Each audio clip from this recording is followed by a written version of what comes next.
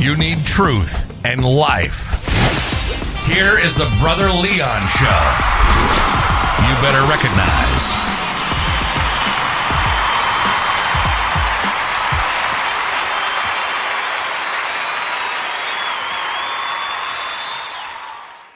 What's going on, listeners? This is your boy, Brother Leon, and you are tuning into another episode of the Brother Leon Show. So, guys, today I have a special treat.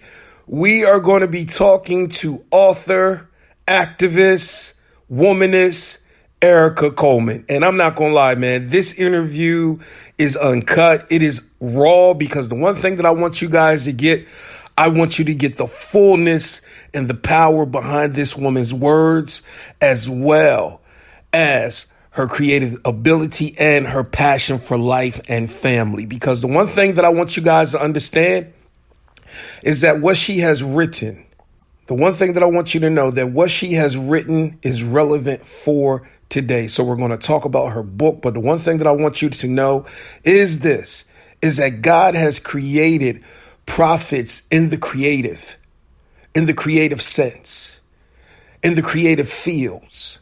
And so the one thing that I want you to understand is that there is freedom, there is deliverance with creatives in their respective fields. And so the one thing that I love about Miss Arica Coleman is that she is passionate about us as a community of Black people. So her book, In the Matter of Black Lives, Womanist Prose, the one thing that I want you guys to understand and know is that she is coming from the heart with this. So guys, listen, learn everything that is happening with her and this book. You got to pick it up today. So, hey, we can ready going.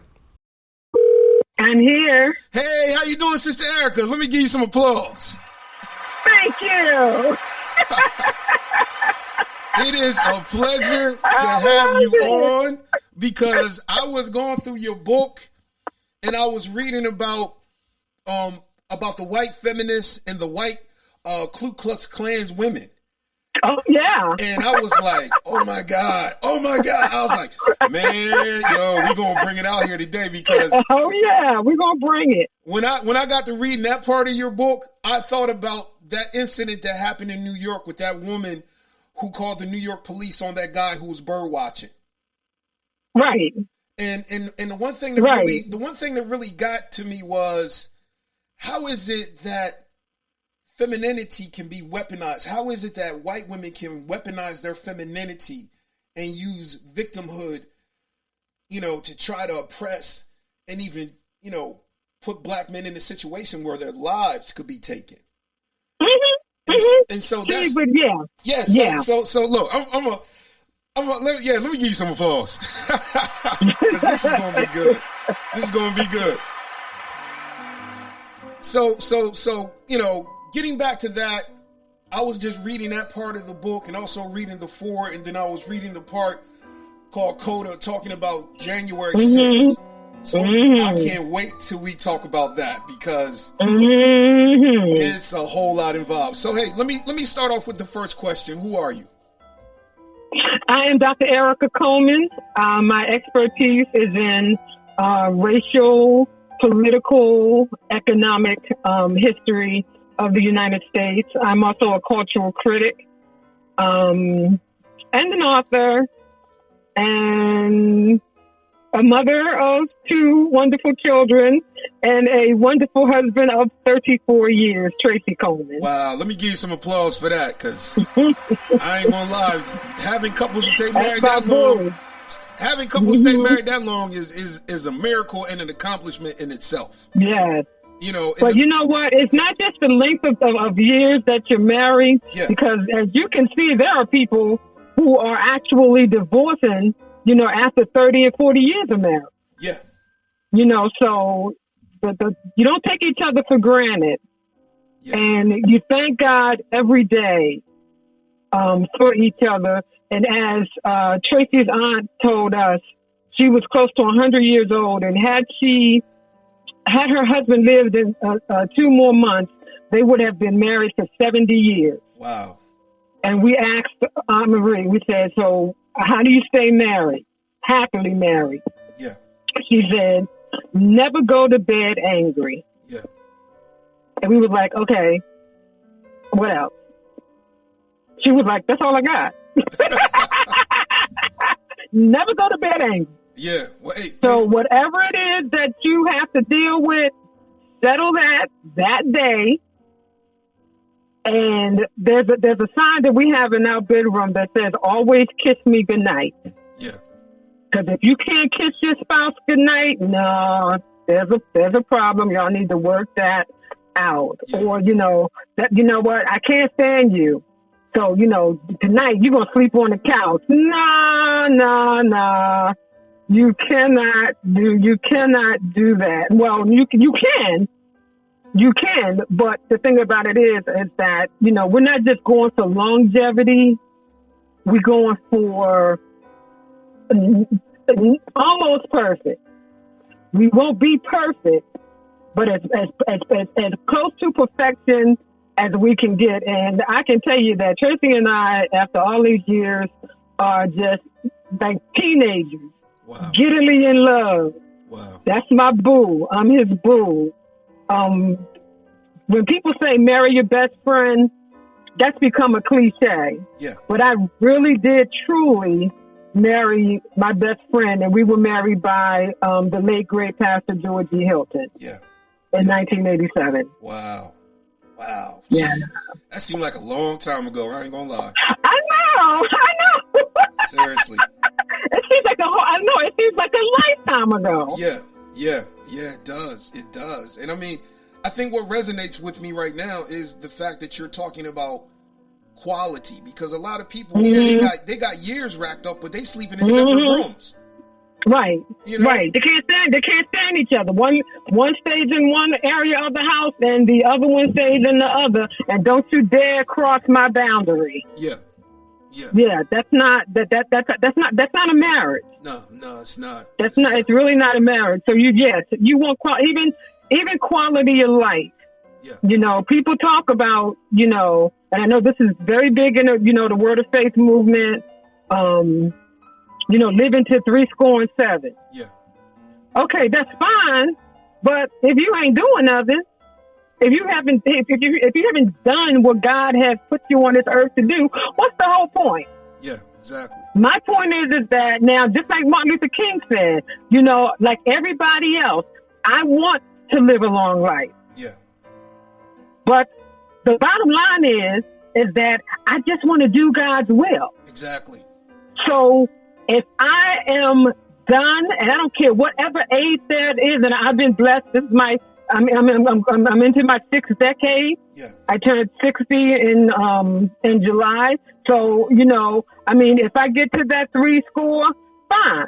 But if I am done what God has ordained for me to do in this earth, see ya. Yeah. And it doesn't make a difference to me what age that is. Yeah. Because we have this kind of, you're supposed to, grow up and, go to finish high school, go to college and, get married, have kids or whatever. Yeah, a lot of people get to do that, but a lot of people don't get to do that. Yeah. And, we can't judge the quality of somebody's life. Now my grandmother is 98. My grandmother's 98, and she would tell you she's going to live to be 120. Yeah. And since the moment she turned 90, the year she turned 90 was when she started her countdown. Wow. So this May 4th, when she turned 98, she said, okay, I got 22 years to go. Okay. But she's been such a blessing and a role model for us that, we know the day that she leaves out of here, I'm not even gonna front.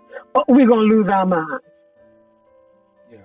Because she means that much to us. So people will say, oh, well, she lived to be 120. That's not the point. I want my mommy. Yeah. So, it's, we have to think about, more about quality of life and stop getting caught up, in numbers. Yeah. Because, you get caught up in numbers, and then, you think, oh, well, so-and-so was so young. Yeah. But did they do what God ordained for them to do here? As I do, that, Pastor George left out of here at the age of 32. Yeah. But that man made such an impact. Yes, he did. In that little bit of time. Yes. We thank God. Yeah. We thank God for the time that he was here and for the lessons that he taught us. And we thank God for, of course, Sister Stephanie. Yes. And, her continued example of love, of forgiveness. Yes. And as some of us call her Gifted Hands, Stephanie Gifted Hands Vance. Yes. Because, the girl she got the art thing going. Yeah, yeah. And as people, if y'all seen the book cover and the book design, that is Stephanie. Yes, I'm looking at it right now. Gifted Hands Vance. Yep. Yes. That's her. That's her. That's her work. That's what God has gifted her to do. Yeah. And I keep telling people, y'all better, keep buying her stuff, because there's a day coming when you're not going to be able to afford her. Yeah. I'm telling you. Yeah, exactly. So. Exactly. So, let me ask you this. How'd you come up with the title of your book? I came up with the title. I have been thinking the last few years about doing a collection, because all of these articles have been previously published. Okay. And my writing mentor and friend, the awesome Arica Golden, she said to me one day when I was at her house for a writing group, and she said, she said, these are really powerful essays. She said, when you get enough of them, you really need to think about, an essay collection. And I said, when I get enough? She said, yeah. And I said, okay. I said, I got 60. She was like, what? I have 60. She said, so pick your best 30. Well, I picked my best 40. Okay. But the interesting thing is that at first, the book really did not have a focus. So it was a very broad, maybe, womanist prose about history, politics, and popular culture. But then when George Floyd was murdered, the way he was, it was just like, okay. In the matter of Black Lives, Womanist Prose, it just came to me. Okay. And then the interesting thing is that there was another cover that another piece of artwork that Stephanie did, and that's on the back. Okay. That's on the back cover. And I remember seeing it, and it was like, oh my gosh, how much? So I bought that from her, intending for that to be the cover of the book. And the reader was like, that's not the cover. Okay. And I didn't say it to her, but I'm like, that's the cover. I don't care what you say. But then Stephanie was doing this series of tote bags. Okay. And one-of-a-kind tote bags. And the image that's on that book now, that became the book cover, is the image that I saw on the tote bag that I bought. So she posted it on Facebook, and I was like, everybody back up. That's mine. And I sent her a private message, a DM, and bought it and told her, I said, I'm going to use, this is the cover of the book. Okay. And then, when she explained to me, and I was still shopping the book around to various publishers. But then when she explained to me, her background, in, book publishing and the whole 9 yards. I mean, the Lord was like, hey, you got to publish it right here. Yeah. And as they say, the rest is history. She's wonderful to work with. She does excellent work, and I highly, highly recommend her. I gotta get some applause on that one. That's the God knows truth. I'm telling you, she's special. That is the God knows truth. So, so let me ask you this: how did you choose between what's going to go in the book? What am I going to leave out? How did you make that selection? I had to, I had to make that. Once I got the focus, because that was the problem. The book was not really focused, so I had a whole lot going on in this book as a person that is, interdisciplinary. Yeah. So, I had stuff in there dealing with the issue of Rwanda and the Rwanda genocide. I had an article about that. I had an article about Guatemala and, Ecuador and why they are coming here. The other side of the immigration crisis. We keep talking about these people coming here, but you don't understand why these people are coming here and the role the United States government has been playing for decades. Yeah. So when all that violence and stuff that's going on over there, in the Caribbean or whatever, Latin America, there's a history here. Yeah. And the United States is not innocent. Oh, they act like they act like they are, but no, they have been very complicit in this. And a lot of times these people are fighting, they're fighting for liberation. Yeah. So the people are like, oh, God, bring peace to, Ecuador, Nicaragua, the whole 9 yards. Yes, please.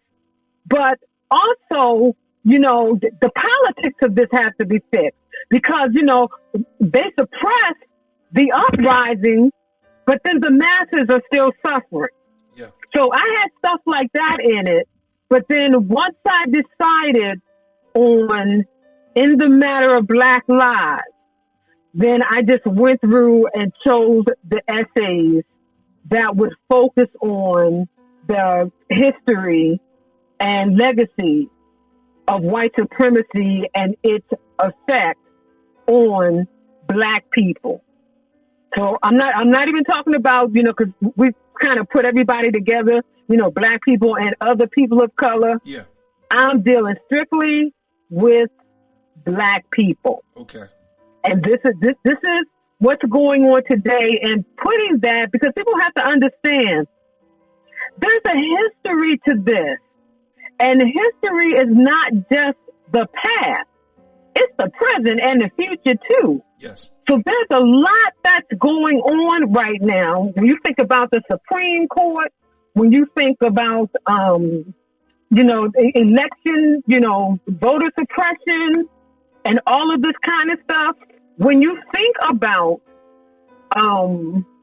feminism and white women's role in the continued oppression of Black people, then and the complicity of some of our men in this, then you have to understand the history.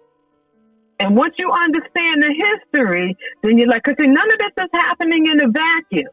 So what my work does is, just like, you talked about the essay, this woman, and then, what they're now calling, the alt-right feminism, and I don't know if you guys can read the postscript, because even though these were previously published, a lot of them, there were things that happened after they were published. So that's what the postscript is for, to bring you up to date, and, what the comedian said. Yeah, Bill Burr. Oh, good Lord have mercy. I was like, it was so true. But it's true. But see, a lot of people was not ready for this. What did he say? He was like, y'all been supporting, toxic masculinity since day one. Yeah. It was like, you rolled in the blood money. So why don't you just sit down next to me, shut up and take your talking to. I was like, I hope that brother got some increased security. Yeah. Oh, yeah. But I was like, you talked about it. And see, the thing about it is, here's what I love about Jesus. Jesus don't tell you everything. Yeah. So Jesus said the truth, you will know the truth, and the truth will make you free. Exactly. Now, the part that he didn't tell you is you will know the truth, and the truth will make you mad. Exactly. And free. Yeah, exactly. You know, I mean, because no, the truth will oh my God, your head will be turning like Linda Blair's in The Exorcist. Exactly. And we'll be like, come out of him, come out of her. Yes. You know? Exactly. But the truth of the matter is, the truth, and I don't care whether you are Christian or not, and a lot of Christian folk have a hard time dealing with the truth. And it's like, well, you know what? God bless you. And that's why we have the Holy Spirit. I'm not the Holy Spirit, so that's why we have the Holy Spirit that will, you know, deal with you and convict you. Yeah. You know, but no, that when he did that stand up, I mean, my jaw just dropped. I was like, ouch! You know, but people have to understand that, and this is the reason why feminism is so ineffective, and the reason why that I don't label myself as a feminist. Don't call me the N-word and don't call me the F-word. Okay. Yeah. That's just straight up. You know, so I am a womanist if I have to identify myself. Yeah. And womanism is simply when feminism is about women's power. Yeah. And there's nothing intrinsically wrong with that, except that what feminism was always built on was the cultural and historical experience of white middle to upper class women. Yeah. Poor white women were not even considered. Really? So then, you know, no, So this is why, you know, I mean, these were, you know, your suburban household wives. Right, your suburban household wives who got tired of sitting at home taking care of the kids. And so they wanted to partner that male power. Okay. And so, you know, I mean, people have this image of, you know, remember the time when women stayed home and, you know, men went to work and everybody sat down at the dinner table together. That wasn't everybody. A whole lot of us, black women, poor white women, and other women, that wasn't our story. My mother always worked. Always. Yeah. You know, and remember, you know, I mean, where they get that the saying now, latchkey kid. Yeah. You know, we were latchkey kids long before that term was ever used. And in fact, when I was growing up, we didn't come home initially. We left school and we went across the street to the library. Yeah. And we had to stay at the library, do our homework, you know, get our books and the whole 9 yards, and you know, be home by the time my mother and stepfather were there so that we can get in the house. Okay. No, we did not have a key to get in, you know, and run around the house and do what everyone knows, go get your. So then by the time we got home, you know, we could have family time. Yeah. Because, you know, homework was done, or at least it better be done. Yeah. You know, you better have gotten that, you know, that done, and then you have your books or whatever, and, you know, you talk about what you learned at school and the whole 9 yards, and, you know, what books, you know, what library books you picked, and, you know, that kind of thing. But, I mean, this whole idea, this is a very middle to upper class cultural reality that many black women and many poor white women, that was not their reality. And so, you know, this is something that really feminism has ignored. Yeah. And it really has been about, you know, not dismantling, because people talk about, you know, down with the patriarchy. I'm like, yeah, down with the matriarchy too. Because I grew up under the matriarchy. Oh, I grew up under the matriarchy. Wow. Oh, on both sides. Okay. And I do know from my own personal experience that women do not govern more equitably than men. Okay. I know that for a fact. So it's about, you know, that it's about that power. Yeah. You know, so I mean, even with, you know, Kamala Harris, you know, being vice president of the United States. But Kamala Harris is a part of a long line. And you saw that picture with her, with, you know, all the vice presidents who were white men except for one, a Native American man, and then her. Yeah. And see, she's a part of that long fraternity. Make no mistake, it's a fraternity. Yeah, I think I kind of lost touch with her when she talked about that America's not a racist country. I'm like, oh my God, really? Ooh, no. America is well. Anyway, if she believes that, then she believes lies. Well, she knows better. But they do. But it's interesting because I mean, Obama said something to that effect as well. Yeah. Yeah. And it's always to pander and to cater to, you know, their white constituency. Yeah. So their white constituents, so that they don't feel threatened. Yeah. Or they don't feel uncomfortable. And I'm sorry. Yeah. This country, this is the foundation of, you look at the foundation, you know, people say, you know, oh, this country was founded on Christianity. Yeah, it was founded on Western Christianity, a decolonized, a skewed, a very misleading Christianity. Yeah, nobody okay, wants to hear that. That was right. That was more about, look, Jesus did not tell anybody to go colonize anybody. He said, go preach my gospel. He never told you that if you go to a land and they're not Christian, then you have the right to colonize those people and enslave them and take their land. Jesus never taught that mess. Yeah, exactly. That's what Columbus and those people came to believe. Exactly. I think what messes a lot of Christians up is what messes a lot of Christians up is that they just read the Bible. But when they start studying history, right. When you start studying history, it's going to crash your faith. It's going to wreck it. Right. And then it's going to put you back together, because you have to realize that church history is not God. Yeah. That's not God's history. Exactly. That's church history. Yes. These are not synonymous. Yeah. So you can talk about, you know, the Muslims and how violent Islam is. Who? Christianity? Yeah. The things that we have done in the name of Christianity, like slavery. Yeah. You know, like the white Jesus genocide of black people. I mean, black people and Native peoples. I mean, but this is one of my favorite quotes from Dr. King, when he said the worst blasphemy is that you have made God a partner. Yeah. In your oppression of the Negro. Yes. He said that's blasphemy. Yeah.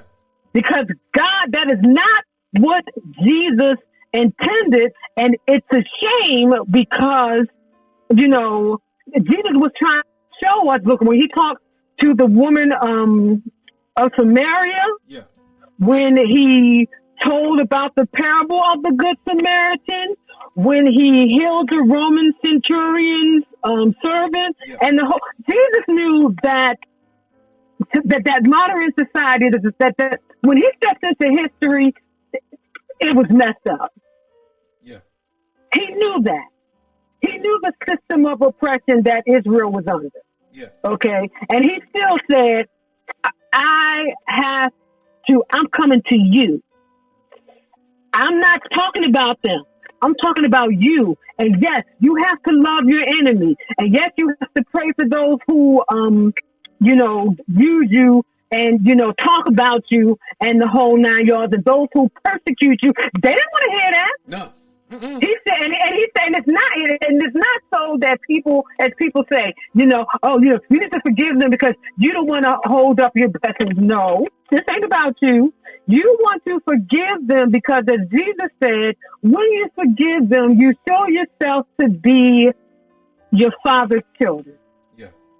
The only reason why to forgive somebody, and Pastor George used to say this all the time, sometimes there's only one reason why you do something, and that's because it's right. Yeah. You forgive somebody because it's right, not because you think, oh, if I don't forgive them, then I'm not going to get that car I want, or I'm not going to get that job I want, or I'm not going to get that house I want. No, you forgive them because this is what children of God do. Yeah. Period. Yeah. I know myself. I don't want you in my head.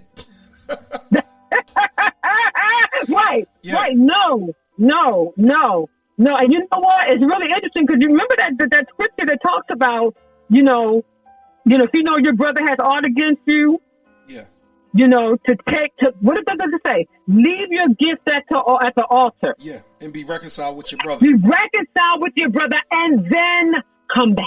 Yeah. But see, people get that all twisted.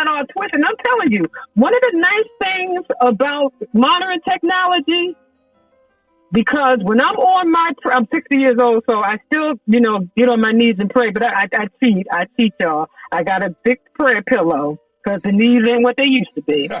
So I'm on my prayer pillow, and I'm praying. And sometimes, and I'll give you an example. A cousin of mine had said something to me on Facebook.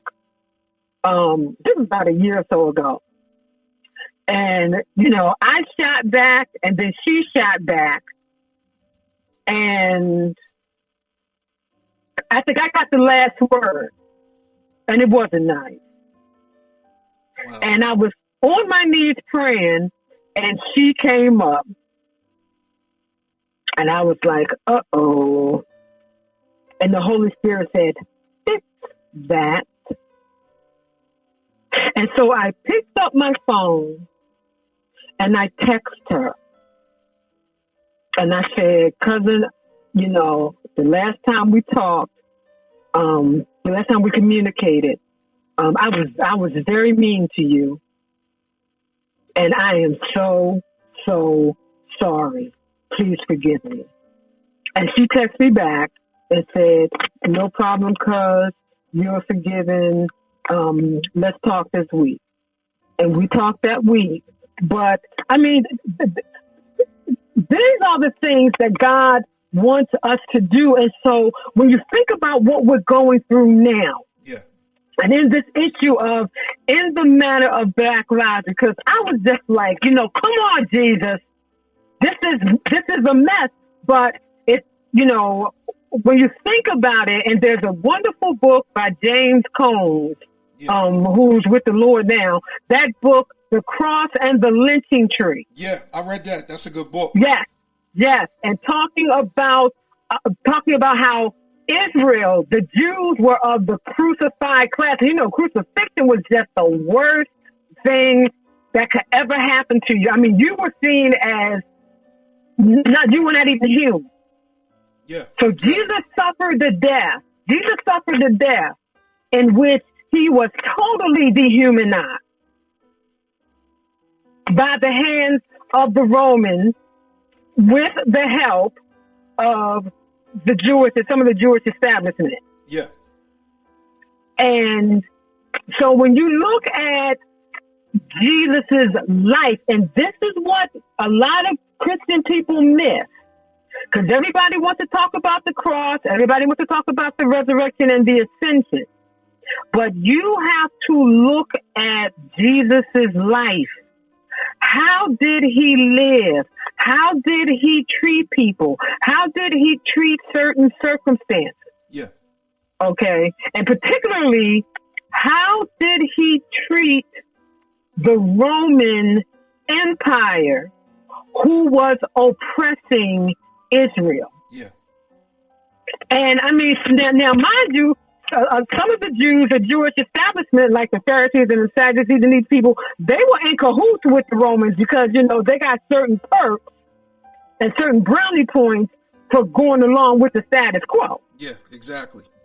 And that's why, you know, when Jesus came along, they was like, oh, no, wait a minute. Jesus was like, And I mean, when he went in there, this is what people talk about, you know, we just want to sit at the table. I want to sit at that table. As I say in my introduction, no, with womanism, we don't want to sit at the table. What we want to do is we want to overturn it, just like Jesus did. He went into the halls of power and tore it up. Yeah. Yeah. That's what we want to do. The other thing that is about womanism is that it has a spiritual grounding. Okay. It has a spiritual grounding. Yeah, talk on that. Yeah, and it's not, let me be clear, because everybody who's a womanist does not identify as Christian, but they are spiritual people. Yeah. Who understand that there is a God, who understands the power of prayer. So I'm like this. I'm not going to tell them that they're wrong. I will share with you what I believe. And they can share with me what they believe. Okay? I mean, that's just the bottom line. Because the interesting thing is about, you know, Christian folks, other religions, other people in other religions know our Bible, know our history, yeah, and we don't know anything about their scriptures, and they do have scripture, yeah, and they do have a history. Yes, they do. And it's so interesting when you study, when you suspend all of your judgment and you study, and it's like, I mean, I'm laughing because, I mean, Buddhism has been great. You know, it has really helped my Christianity. So has Hinduism. You say Hinduism? Oh, my God. Oh, yeah. There's a Hinduism. They have a trinity. Yeah. Okay? They believe in one God. No. They got this. No. They believe in one God. Yeah. There is a trinity. Now, those millions of so-called gods, these are expressions of God. These are not God. Yeah. What these various manifestations do is show you how God operates in the world. That's why you notice how Jesus always pointed you back to nature. Now, he's not telling you to worship nature. Yeah. But he did say, look at this. When this happens, then you know this is coming. Yeah. So just like that, you know that when this happens, the Son of Man is nigh. He didn't say he was coming. He said he was nigh. So everybody who, you know, was like, you know, when the pandemic first started, and they were like, well, you know, Jesus is coming back. Yeah. No, because we have had, it's not the first pandemic we've ever had. It's like I'm telling people, listen, that's why knowing history is important. Yeah. The 1918 pandemic, the swine flu, yeah, same thing. Yeah. Same thing. Stuff was shut down. They had the politics going and the whole 9 yards. Yeah. Okay. And it's like, you know, once you understand it, because again, remember what Pastor George told us? Don't get saved and throw your brains in the trash can. Yeah. I'm hearing people saying that the vaccine is the mark of the beast. Yeah, I know. But see, I know. But see, here's my question: can you still buy and sell if you're unvaccinated? And right. Thank you. And then my other question is, so where do they give you? So where do they give you the vaccine? Is it in your right hand or in your head? Right. And these are people. Right. I'm like, right. These are people of faith. They give you the vaccine in your shoulder, in your arm. Right. So I'm like, and you can't wait a minute. And like you said, you can still buy and sell. Yes. And they don't have no what do you call it? No laser. Yeah. That they put over your but again, these are folks who don't read their Bible, who listen to a whole bunch of stuff. I mean, there's so much misinformation that has been propagated as gospel. Yeah. That's why Jesus said, if they tell you he's here, don't believe it. Yeah. If they say he's here, don't believe it. You have to be discerning. Yeah. You have to be discerning.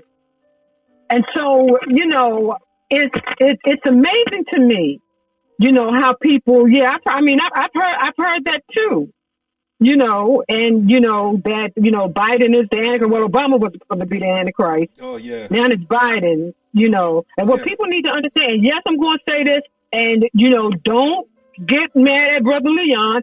You can get mad at me. I don't care. But republicanism is not Christianity.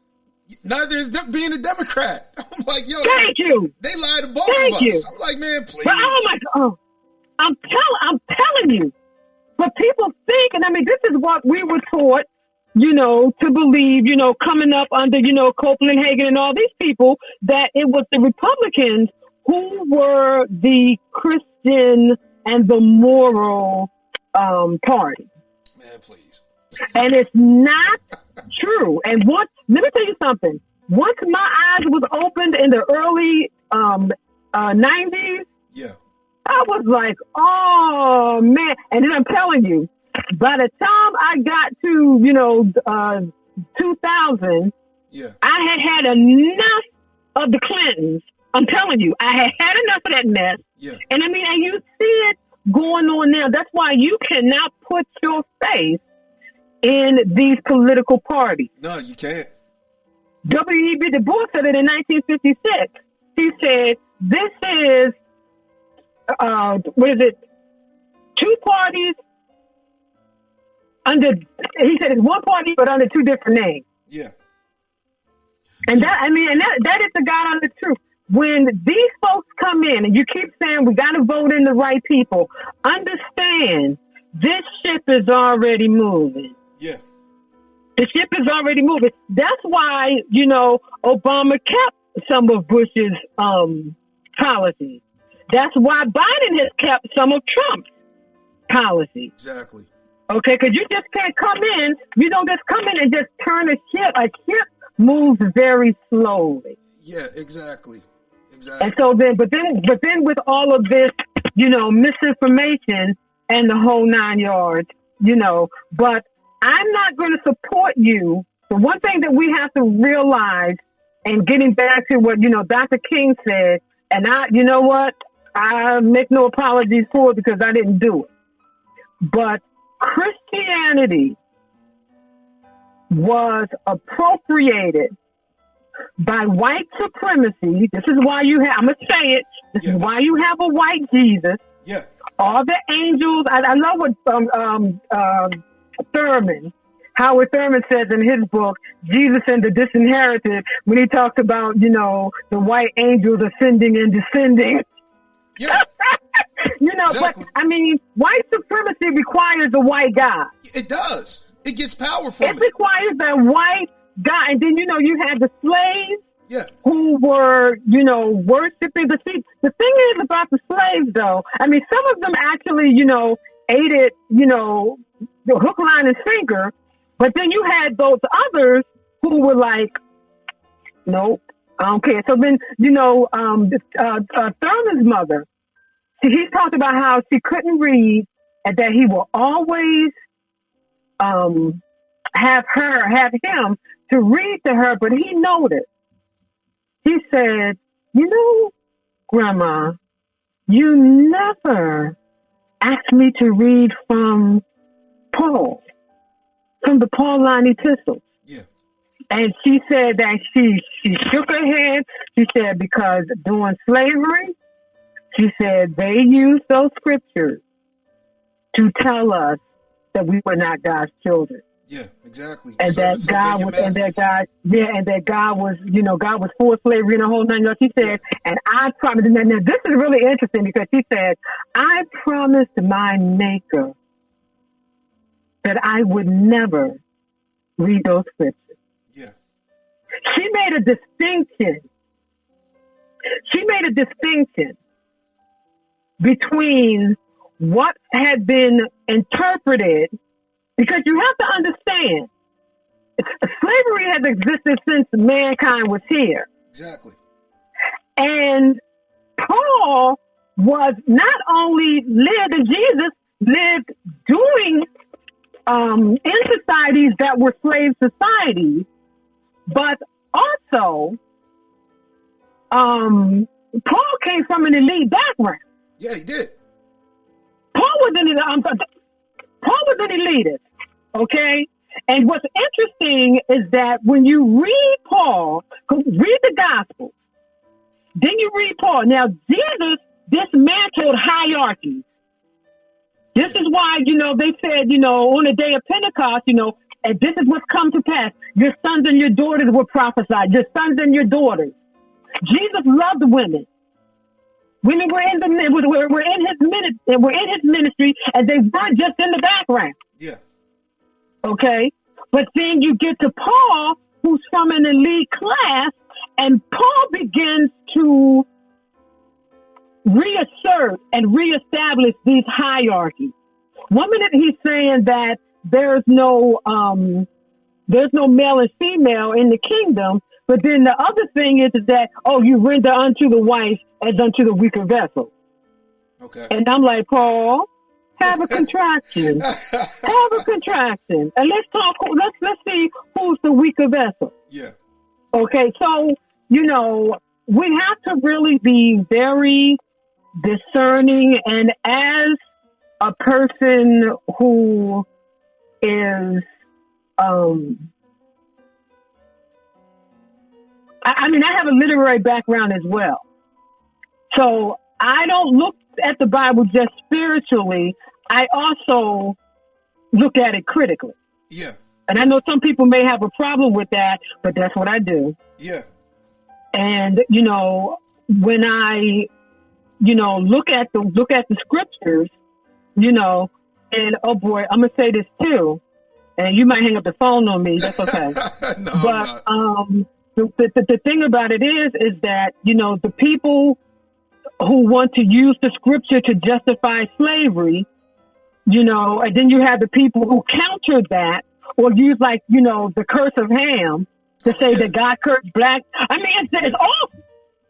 But yeah. then you will turn around and you will condemn to hell gay people, yeah. people of the LGBTQ IT community, yeah. trust community. Yeah. And I am like, you know what? I don't have a heaven or hell to put anybody in. And I am not going to use the Bible. If I don't think that it's fair to use the Bible to justify slavery, then it's not fair to use the Bible to oppress women. It's not fair to use the Bible to say and to talk bad about LGBTQ people. Yeah. And even if you don't, and you say we love them. It's interesting because people will say, well, when they're talking about these folks, it's like God hates the sin but loves the sinner. But you don't say that about the gossiper. Yeah, you don't say that about the fornicator. Right. The adulterer. Exactly. You pick or the liar. One group. Yeah. And this is why I say, look at how Jesus lived, because people were so-called, sin is sin. There's no hierarchy. Yeah. There's no hierarchy. Okay? So sin is sin. And you notice how the people acted when they were supposedly have violated, sexual morality. Yeah. Jesus didn't lose his mind. No, he didn't. The woman caught in adultery. Right. They just paraded the woman out. They didn't parade the man right, out. Right. And Jesus ain't stupid. Jesus ain't stupid. He's like, and he gets on the ground and writes. He's like, you know what? Y'all gotta miss me with this mess. Yeah. He was not stupid. Or, the woman, what he does at the well when he meets the Samaritan woman. Yeah. And it was improper for her to address him. Mm-hmm. He addressed her. He came out of his male Jewish privilege and brought that woman into the kingdom. Mm-hmm. Look at how he treated the woman when she came falling before him. I think it's, my child is sick or whatever. He said, healing is not, the children's bread. This is the children's bread. Shall not be given to the dog. Yeah. And she said, yes, Lord, but even the crumbs that fall from the dogs will eat the crumbs that fall from the master's table. He said, girl, you better go ahead. Yeah. He said, because of that thing. Yeah. Go your way. Your child is healed. Yeah. Look, Jesus was trying to get us away from tradition. Yeah. Because he said, tradition makes the word of God to no effect. Yeah. And so even in this time of Black Lives Matter and the suffering that we have endured, no, understand, God sees. God knows, God sees, and God's got us. Yeah. Let me ask you this. He's got us. Let me ask you this, because a lot of people are saying, you know, you're rushing it. And I'm like, how long do we need? How long? I'm like, and here's my argument. I'm like, I love the sentiment. We can get Black Lives Matter painted on the ground. We can get flags, monuments. Right. But my question, how long do we have to wait for legislation? Right. You know? Right. And yeah, exactly. Oh yeah. But no, this is placating. Let me tell you something. Yeah. And you might have even seen it when I said this is my first and last comment on Juneteenth being made a federal holiday. Oh, yeah. And I showed the picture with Michelle Obama, because you know Michelle can't hold her face. Yeah. She like me. She don't have to feel it. It's written all over her face. So I had one of those, those classic Michelle Obama eye rolls. Yeah. Because I'm like, who asked for this? Yeah, I'm like, more food stamps and Juneteenth, that's all we getting?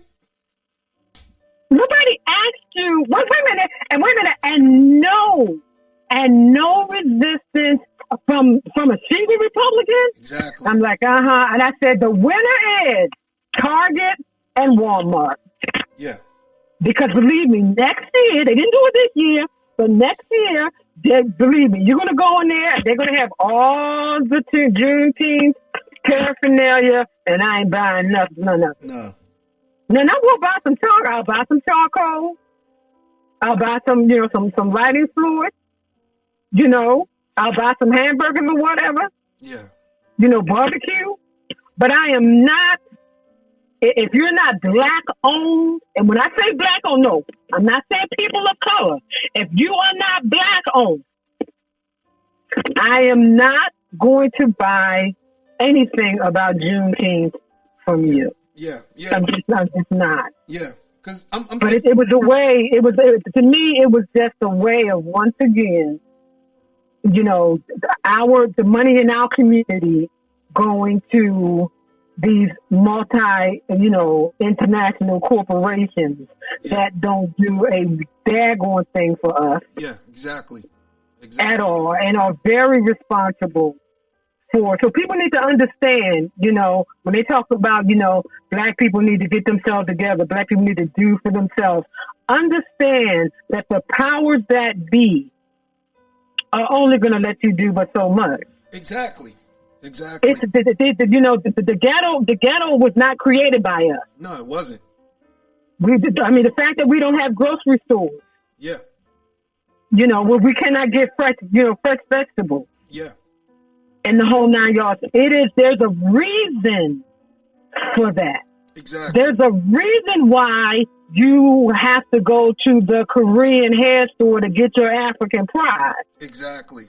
And now that's legislation, because while we were marching and protesting during the 60s and the 70s, our government was making made an agreement with the South Korean government and gave them monopoly over the wig industry. Wow. This is why we have to go to them if you want, wig or whatever. Yeah. This is why this is. Yeah. And we are shut out of that business. So the reason why the Koreans control that business is because of the agreement that was made in the 70s between the United States government and the South Korean government. Yeah. So then if you're Black, you're a Black entrepreneur, they're not going to sell you hair. Yeah, They will not sell you hair wholesale. Exactly. It's not going to happen. Yeah. Systemic. Yeah. That is what we call systemic. That is what we mean by systemic racism. Yeah. This is not anybody making this up. So, Oh, I know. everybody talking about, but so-and-so, I tell white people all the time, when I talk to majority white audiences, listen, some of the nicest people I know are white people. Yeah.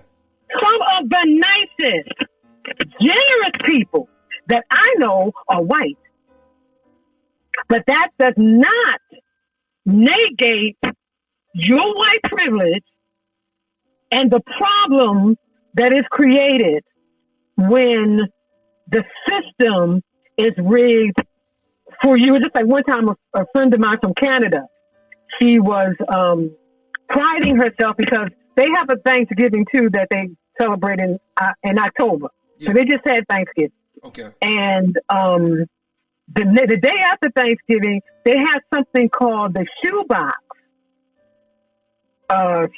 day. Shoebox day is when you take a shoebox, you put all of these different toiletries and stuff in it, and then it's being sent to South America and these places, to help the poor. Wow. And I told my nice white Christian friend who was from Canada, I'm like, and then your conscience is appeased for a whole year until the next. I said, now, let me explain to you something. I think it's nice that y'all are doing that. But what you need to understand is why. You have never asked yourself, why are these people poor? Yeah. You've never interrogated that. You've never looked at issues of colonization. Yeah.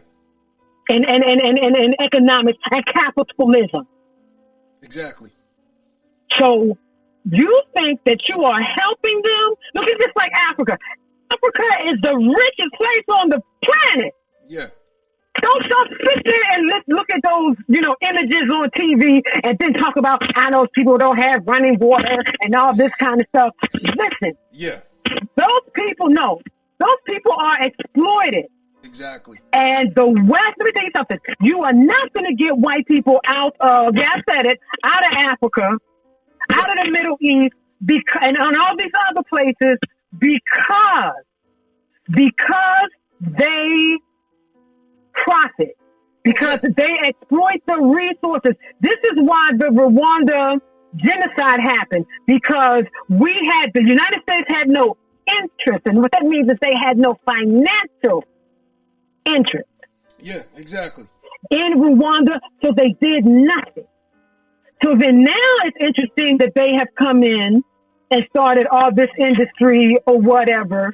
And basically, the president is a puppet. Yeah. Because they're not doing anything.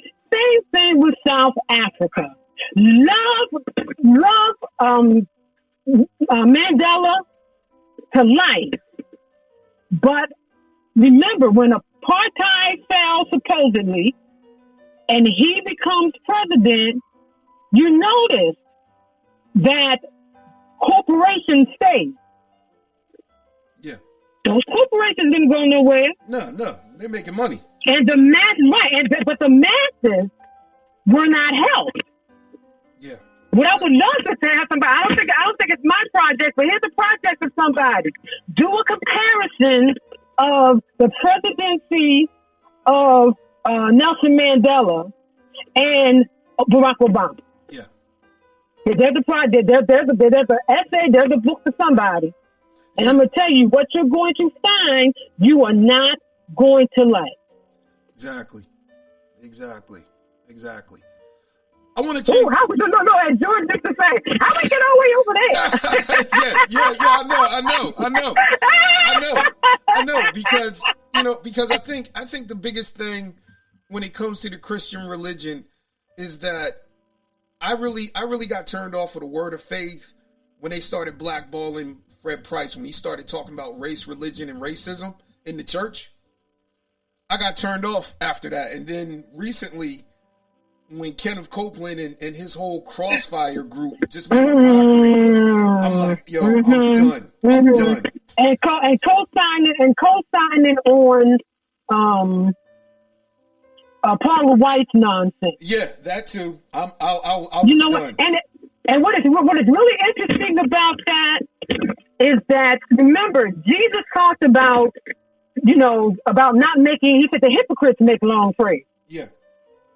Now she got on TV instead of going into her closet and sending everybody else to their closet and pray. What did Jesus say? He said, what you do in secret, God will reward openly. Yeah. No, she's on national TV, long prayers, praying in the spirit and the whole 9 yards. The very thing Jesus said, don't do. Yeah. He said, go to your closet. Yeah, yeah. But no. All that was demonstration, that was performance. And the other thing is that God is not getting, this is a democracy. It's not a theocracy. We're talking about this craziness about, well, pray to those who have authority over you. The president does not have authority over me. Yeah, exactly. Because I vote him in. He works for me. I don't work for him. Yeah, exactly. Where are you getting this from? Exactly. And if I don't like him in 4 years, I can vote him out. Yeah. He does not. This is not a monarchy. He does not have not a senator, not a legislator, not a congressperson. You do not have authority over me. You work for me. Yeah. I don't work for you. Yeah, exactly. I think the thing that really got me with that was you're actually wanting us to pray for a man, and then you calling angels out of Africa when he called Africa shithole countries. Right. Thank you. I mean? So I'm like, thank you. And I'm like, and you got all these people spread around, Michigan and Philly praying, right. Stop the steal. So in other words, you saying, Lord, stop them nigga votes. Right. Exactly. That's exactly what they with the women standing there at the door talking about stop. Wait a minute. See, this is where people, just like George said, you get saved. And all of them ain't saved, but you get saved, and you throw your brains in the trash can. But a lot of that was driven by white supremacy. I mean, this is, and it doesn't. Listen, I keep telling people all the time, it does not make a difference when I'm advocating, particularly for my son Manny, who is deaf and has autism. It does not make a difference if I use my inside voice or my outside voice. Now I use my inside voice, but I'm not going to get the help any easier or any faster than if I go in there, throwing my hands up, cussing and showing my sister girl side. Yeah. Okay, because you ain't gonna get it then. So then they want you to come in and basically, everybody wants their ring and their ass kissed. Yeah. And it's just like, you know what?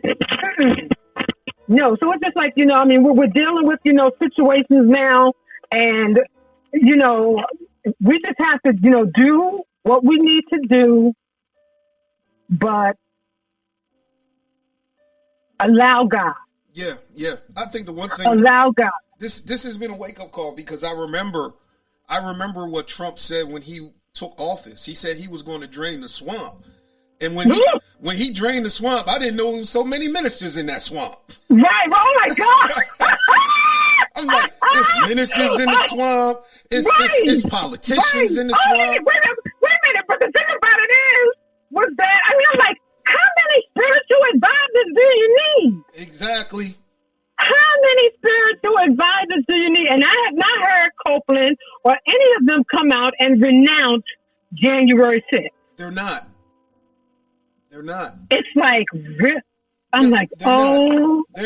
They're pinning it on Black Lives Matter and Antifa. No. That was Trump folk who did that. Now, Antifa did do some stuff during Black Lives Matter. Because remember out there in Minneapolis when they were saying that the police station was burned down? Yeah. We didn't do that. Okay. Antifa did that. Yeah. We didn't do that. Yeah. Or the what's the name it in the Wendy's in Atlanta. We didn't do that. Okay. Now I'm not saying that black people would not burn something down. I'm not saying that. Yeah. I'm just saying that things were being attributed, and it's interesting because when white people do it, they always use the word alleged. Why? Because in this country, supposedly, you are innocent until proven guilty. Yeah, well, look at the label. But if it was Black Lives Matter, the newspaper would say point blank, the protesters did it. Yeah. But they didn't. Yeah. But it did. You ain't investigate. You ain't just, but see, that's the double standard. Look at the double standard now of how the people that, caused an insurrection. Yeah. Caused police, women, all y'all running around here talking about blue lives matter. Well, what about the blue lives that were lost January the 6th? Exactly. I've been saying that. But you get crickets on that. Yeah, you get critiqued because they're hypocrites. They talk out of both sides of their mouth, and they do not hold each other accountable. Yeah. You're right. And see, Brother Leon, that's the thing that has really, because I swallowed this thing hook, line, and sinker. The American dream, the whole 9 yards, and being built on Christianity. I mean, I believed it all. Yeah. And I believed in activism and the whole 9 yards. But I mean, now it's like, I'm going to pray. That's my activism. I'm going to still write my letters or whatever. Yeah. But the truth of the matter is, I mean, even with my son's program his day program being shut down, somebody needs to be held accountable. They're not going to be. And I have peace about that. I have peace about that because, see, before I used to get so bent out of shape. Oh my God, oh my God, oh my God, did you see what they did? Like, yeah, and you know what? And you cannot shame people. This is an age where you cannot shame people into doing what's right. No, nobody cares. Nobody has a conscience. Nobody cares. These people do not have a conscience. And so it's like, well, God, I love one of my favorite songs is with Sarah Jordan, the oldie but goodie, Sarah Jordan Powell and James Cleveland.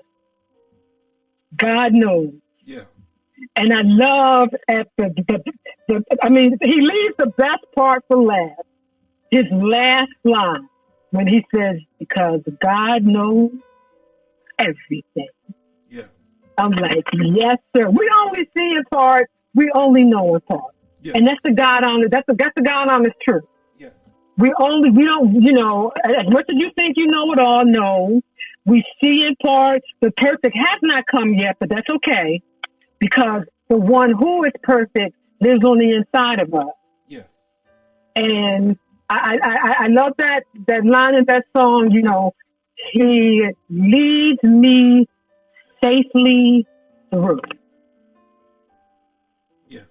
And what Black people have to understand, and y'all need to really lay down your religiosity and really come into the kingdom.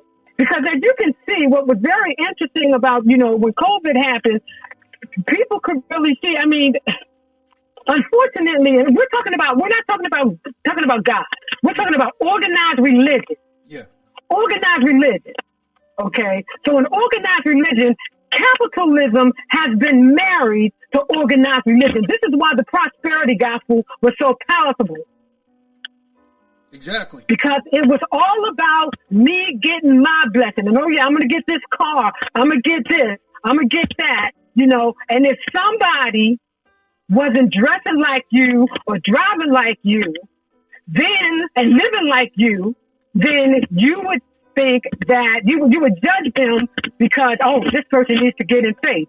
Yeah. I tell you what, here's the problem with that, and that whole, feed a man a fish and you feed him for a day, but teach him how to fish. Yeah. Okay. But if you look at Matthew 25, go ahead and feed that man a fish. Yeah. I mean, feed the man a fish. I'm not saying don't teach him how to fish, but you better feed him, because if you got him out there fishing on an empty stomach, you're going to hell. Yeah. Straight up. Yeah. Jesus is looking for people who can demonstrate. This is what this is about. Yeah. I mean, it's so simple. If they are thirsty, give them drink. If they're in prison, go visit them if they're sick. He tells you what to do. And he said, if all you're doing is sitting around and then you're talking about, well, Lord, we prophesied in your name. We healed in your name. We read our Bible and we pray. And what is he going to say to you? Depart from me. Because you don't even know how to act like a decent human being to your fellow human. Exactly. Jesus hit it on the head. That's what that's about. Yeah, he hit it on the head with the least of these. He hit it on the head. Yeah, because he said, this is what you do. Yeah, when you've done it unto the least, you've done it unto me. Thank you. But he also says, you know, if you don't do it, you didn't do it. They said, when did we see you hungry? When did we see you thirsty? When did we see you? He said, in so much as you have done this, not done this to the least of these, my brothers, and that's the God delivered me from the King James. You have done it unto me. So all this, you know, come and think about this too, Brother Leon. All this business about, you know, come to my church. Oh, come to our church. Praise and worship is off the hook. The word is off the hook. But you notice that when Jesus was here, he kept saying, come. But when Jesus ascended into heaven and, you know, gave the Great Commission, he kept saying, go. Go. There's no such thing as going to church. You are the church. You bring people to the church. Well, see, the buildings that we attend on Sunday. And these other days during the week that I think just need to be stopped. But anyway, on Sundays where we go, I call them worship centers. I do not call them churches. This is your worship center. This is not your church. You are. This is why there's so much suffering going on in this world, because the church is not doing her job. God cannot flow unless he's flowing through you. Exactly. Let me give you some applause. Thank you. Because I think the one thing that COVID has taught us is taught us the motivation of a lot of pastors, but it also showed us the idols that we have, because we're idolizing the building. And some of us are even saying that, oh, I can't worship God, I can't go to church. I'm like, you can't worship God at home? Really? Because I do that all the time. I mean, what? You all of a sudden now you can't feel the spirit in your house. You can't feel the spirit online. And I had to especially rethink that when, you know, we realized, you know, in dealing with, you know, our son that we have raised, he's 27, who was deaf and autistic. And I mean, people would make me feel like, oh, we need you for this committee and that committee and that. I can't do that. Well, you know, what's your ministry? Manny, my son. That's my ministry. I have to. God. I'm not saying the God made him deaf and autistic, but you know, this is the card that I was dealt. My husband and I were dealt. And so, you know, no, I'm not going to be at church all the time. And women, and nobody has ever volunteered. Okay, well, you know, we'll get somebody to watch Manny. No. When my husband had his kidney transplant, nobody came to visit us. Wow. We had to do that on our own. See, this is why I talk about being a Matthew 25 Christian. Matthew 25. Read it, do it. But you can sit up there and pray in tongues, and you read. You read I love the 13th chapter of 1 Corinthians in the J.B. Phillips Bible. It's wonderful if you get a chance, and it's on. You can probably find it online, and it's available. Actually, it's available on Kindle. Okay. So I have a Kindle version. Pastor George used to use that translation all the time. But the J.B. Phillips, 1 Corinthians 13. And I mean, I love when he talks about, you know, knowledge is going to get, he said, knowledge is going to see. and there would just be truth. Yeah. So knowledge ain't always true. He said prophecy. That's gonna there's gonna come a time when we're not gonna need them. Yeah, exactly. See, this is the stuff that people are investing, that a lot of Christian people are investing in now. And it's like, you need to, I mean, if you're going to read the scripture, you're going to have to read it, understand it, and live it. Exactly. And so you can't be, just like, what we saw during the election, all of that hate. Yeah. But all that tongue stuff was going on. Everybody speaking in tongues and prophesying. And the hate, right, prophet lying. Yeah. Prophet lying. Let's be real about it. Yeah, prophet lying, because God did not tell you that Trump was going to be president again, and God did not put Trump. We live in a democracy. Yeah. This is not even. God is not choosing our leaders. Yeah. Y'all stop this. God is not choosing our leaders. Well, if you don't get out there and vote, guess what? And that still doesn't mean that they're going to do, because one of my frustrations is that, these folks seem to have a different agenda than what the masses have. I mean, they come up with a good game during election season, and my thing was, listen, Biden, Kamala Harris, I know their history, I know their record. This is not a progressive ticket, but all I know is that the current administration has to go. And then we will deal with this other administration. And if they don't do what's right, they got to go too. Yeah. That's democracy. Yeah. That's democracy. I think a lot of not people... stealing... No, I was going to say, I think a lot of people were like, banking on Joe Biden because they felt like they got a Obama 2.0. And I'm like, because they got because they got an Obama 2.0, number one. And actually, really, see, Biden was the establishment's choice. Yeah.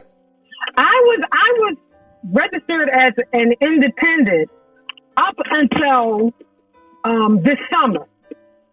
When I started hearing, last summer, before the election, 2020, when I started hearing this business of, the Democratic establishment, with their Stop Bernie campaign. Yeah. And I'm like, oh, no. This is a bunch of crap. I said, you don't get to tell, but they do. They do. Because let me tell you something. Obama had to give away the store before they would let him become president. Oh, yeah. Because there was no way they were going to let him beat Hillary Clinton without him making... So the transformational figure that he presented himself to be in those 2 years that he ran for president, I mean, that brand was gone within a month and a half. Yeah. Because he was really beholden to, so then they knew that Biden would do their bidding. So that's why Biden, but I was like, you know what? Biden is probably going to win, and here's the other thing too. Remember, Biden was losing up until South Carolina. Yeah. And, what is his name? In South Carolina, Clyburn. Yeah. Clyburn made him pinky swear that if he was made the that if he were to become the nominee, he would choose a black woman for his running mate. Yeah. And so that's how I said. Then that's when he started winning, because if he did not get Clyburn's endorsement, Bernie would have wiped the floor with him. Yeah. So I mean, the people who really want democracy, who really, care about the fact that our the system of higher education is nothing more than a legal Ponzi scheme. Yeah. Where, you go to school and take out all these loans with the promise that you're going to get a good job and that you're going to be able to pay these loans back and then some. That's a lie. I got a question. when you apply for those loans, do they check your credit score? Are they based on your credit score? No, because these are kids. Okay. These are kids who are these are kids. That's the one thing they say. Yeah, this would be a great way for you to establish credit or whatever. Wait a minute, you have people on college campuses from credit card companies who are giving students credit cards. Okay. And they don't know no better. Then they go out there and max the cards out. And then, they're in debt. Yeah. And they got Chase chasing them. And Capital One chasing them. And it's like, first of all, why do these college administrators even allow these people to come on campus? Exactly. So then they got student loans, they got credit card loans. Nobody's taught them about finances or nothing. You're signing promissory notes. And now here's the thing that they're trying to do. They will say to you, okay, because I have student loans. Okay, they'll say to you, if you're married, then your spouse has to co-sign your loan. We're talking after the fact. After the fact? After the fact. Wow. After the fact. Oh, no, I'm not doing that. I let them know. No, my husband's not signing anything. He didn't sign for it. And no, I took these loans out. Yeah. I got this education. Yeah. No, because what they're going to try to do is they're going to try to push it on my husband, but also pin it on my children. Yeah. This is why we have this crisis. So then I wrote to Biden, and he actually wrote, one of his people wrote me back. I actually wrote to President Biden, and I said to him, I am with you in forgiving student loans for people with disabilities. I said, but I need you to take that one step further, and I need for you to forgive the loans of their caregivers. Yeah. I said, it's not just the people, who are on disability, but they have people who are caring for them, who are still under the burden of student loans. So, my loan has been in forbearance since 2015. Yeah. I can't work a full-time job. I can't go back to the academy and work a full-time job or whatever because I have a deaf autistic son that I have to take care of. Why? Because the state of Delaware has been in violation of the Americans with Disabilities Act since it was signed 30 years ago. No accountability.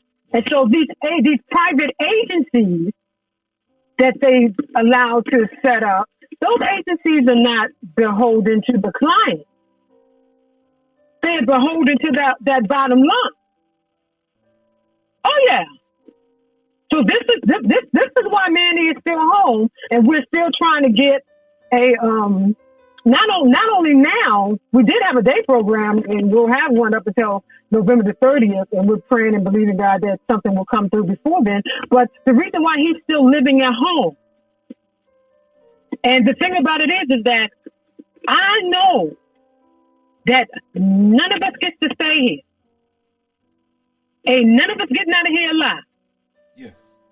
And so our prayer is that we find a place that Manny will be well taken care of before we get out of here. Because I can never die in peace knowing that my son is not taken care of. Yeah. So this is the kind of stuff I'm telling you. The church doesn't help. This is why I left organized religion. Yeah. Because I'm like, if my help is not in the church, why am I there? Yeah, exactly. My help, but they were not helping me. Yeah. When Tracy had his kidney transplant, so they did come over and drop the fruit basket. Yeah. People, that's nice. That's sweet. I couldn't even get these folks to even come in my house. You just dropped off the missionary committee, and they just dropped it off and went on about their business. We invited them to come into the house, to at least, spend 5-10 minutes or whatever. They didn't. Oh no, we got to go. Okay, go ahead. And then when my aunt was sick, the church sent a fruit basket. Now, there are plenty of people who, particularly in those denominations like Methodist and Baptist, who have people who are retired, who can volunteer and say, can you come and sit with my loved one for 1 or 2 hours while I run to the grocery store? Yeah. Or can you, sit with them so, just one night a month so my husband and I can have a date night? Yeah. This is not what we do. We are so self-absorbed. Everybody keeps coming. Nobody's going. Yeah. And Jesus said, go into the highways and the byways. He did not say that they had to come anywhere, but it's these investors and all these wonderful, beautiful buildings, nice. Yeah. Remember what's his name and his Crystal Cathedral and the whole 9 yards? Yes. Really? Yes. Okay. Yeah. All right. Okay, y'all. Yeah, and your 500, the 4,500 member church, when Jesus said, "Where 2 or 3 are gathered together in my name, there I am in the midst." Yeah. If you have to have thousands of people in order to have church and feel the Spirit, something's wrong. Yeah, something definitely is wrong. So I totally get it now. I'm serious. I see it more so now. Oh, yeah. Let me give you some applause on that. Look, I gotta talk to you because maybe you can explain this to me. What do black women mean when they say we're not protected or we want to be protected? What does that mean? It means just what it says. Okay. Because we feel like, and I'm going to say we because I'm one of those. Now, mind you, first of all, I'm married to a wonderful man. And I am not in a patriarchal marriage. We are, we're equal. Okay? Yeah. So all this business about, he's the priest of the house, whatever. No, he ain't no priest of this house. Okay. We are equal. That's what I was talking about with Paul establishing. Yeah. But the thing about it is that a lot of times with black men, it's like they will leave us hanging. This is why, I say all the time, white supremacy is not the only problem that black people have. Yeah. Sexism and misogyny is very prevalent in our community. Okay. Domestic violence. Okay. Or, this business of, what? White women so angry, I'm going to go get me a white girl. Yeah. And not understanding that, first of all, black women have stuck with black men through the centuries. Yeah. So you know what? Have a white wife if that's what you want. But don't disparage black women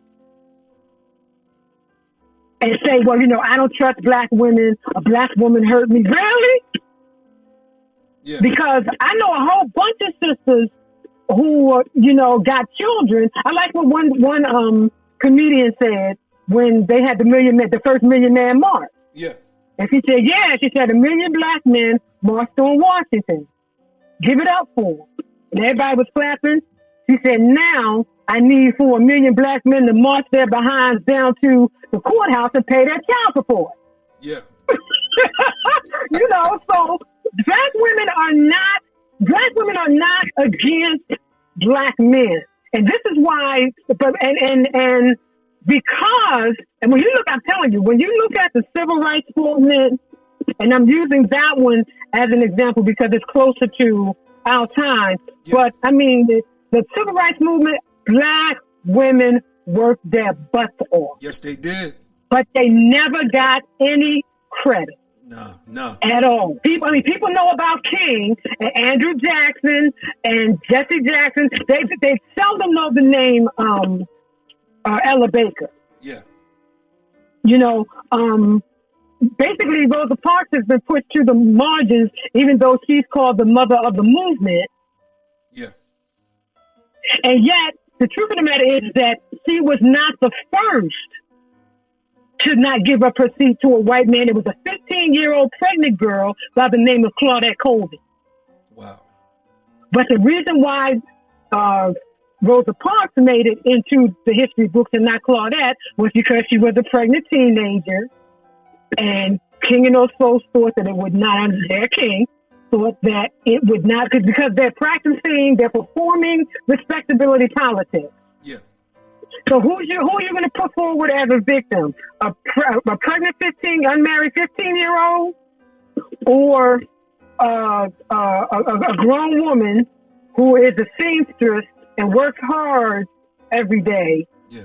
And then plus she was white. Yeah. Plus she was white. Yeah. Let's not. So that colorism was playing a part of that. So, and the other thing too was that, no, Rosa Parks did not get on that bus one day because she was just tired, and because she was tired, that, that's because she refused to give up her seat on the bus. No, that was planned out. That was planned out. Oh, that was planned out. Wow. It doesn't make it, but it doesn't make it any less significant. Yeah. But they planned it out. She did what she did. They had the flyers ready. Yeah. The flyers were ready to start the Montgomery bus boycott. Okay? Yeah. They was ready. That was ready the night before she did what she did. Now, that doesn't take away from her. Yeah. That doesn't take away from her. But the fact that, Claudette Coleman did not get her due, that is problematic. It's the same thing with Ida B. Wells. Yeah.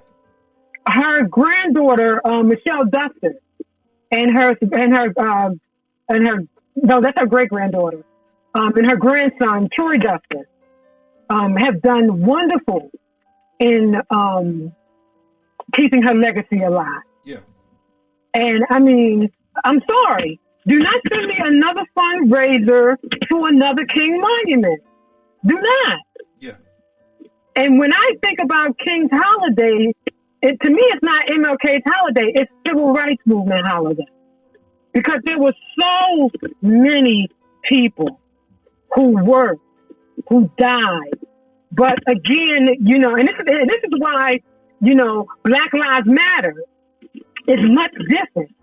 Because it's like, who's the leader of Black Lives Matter?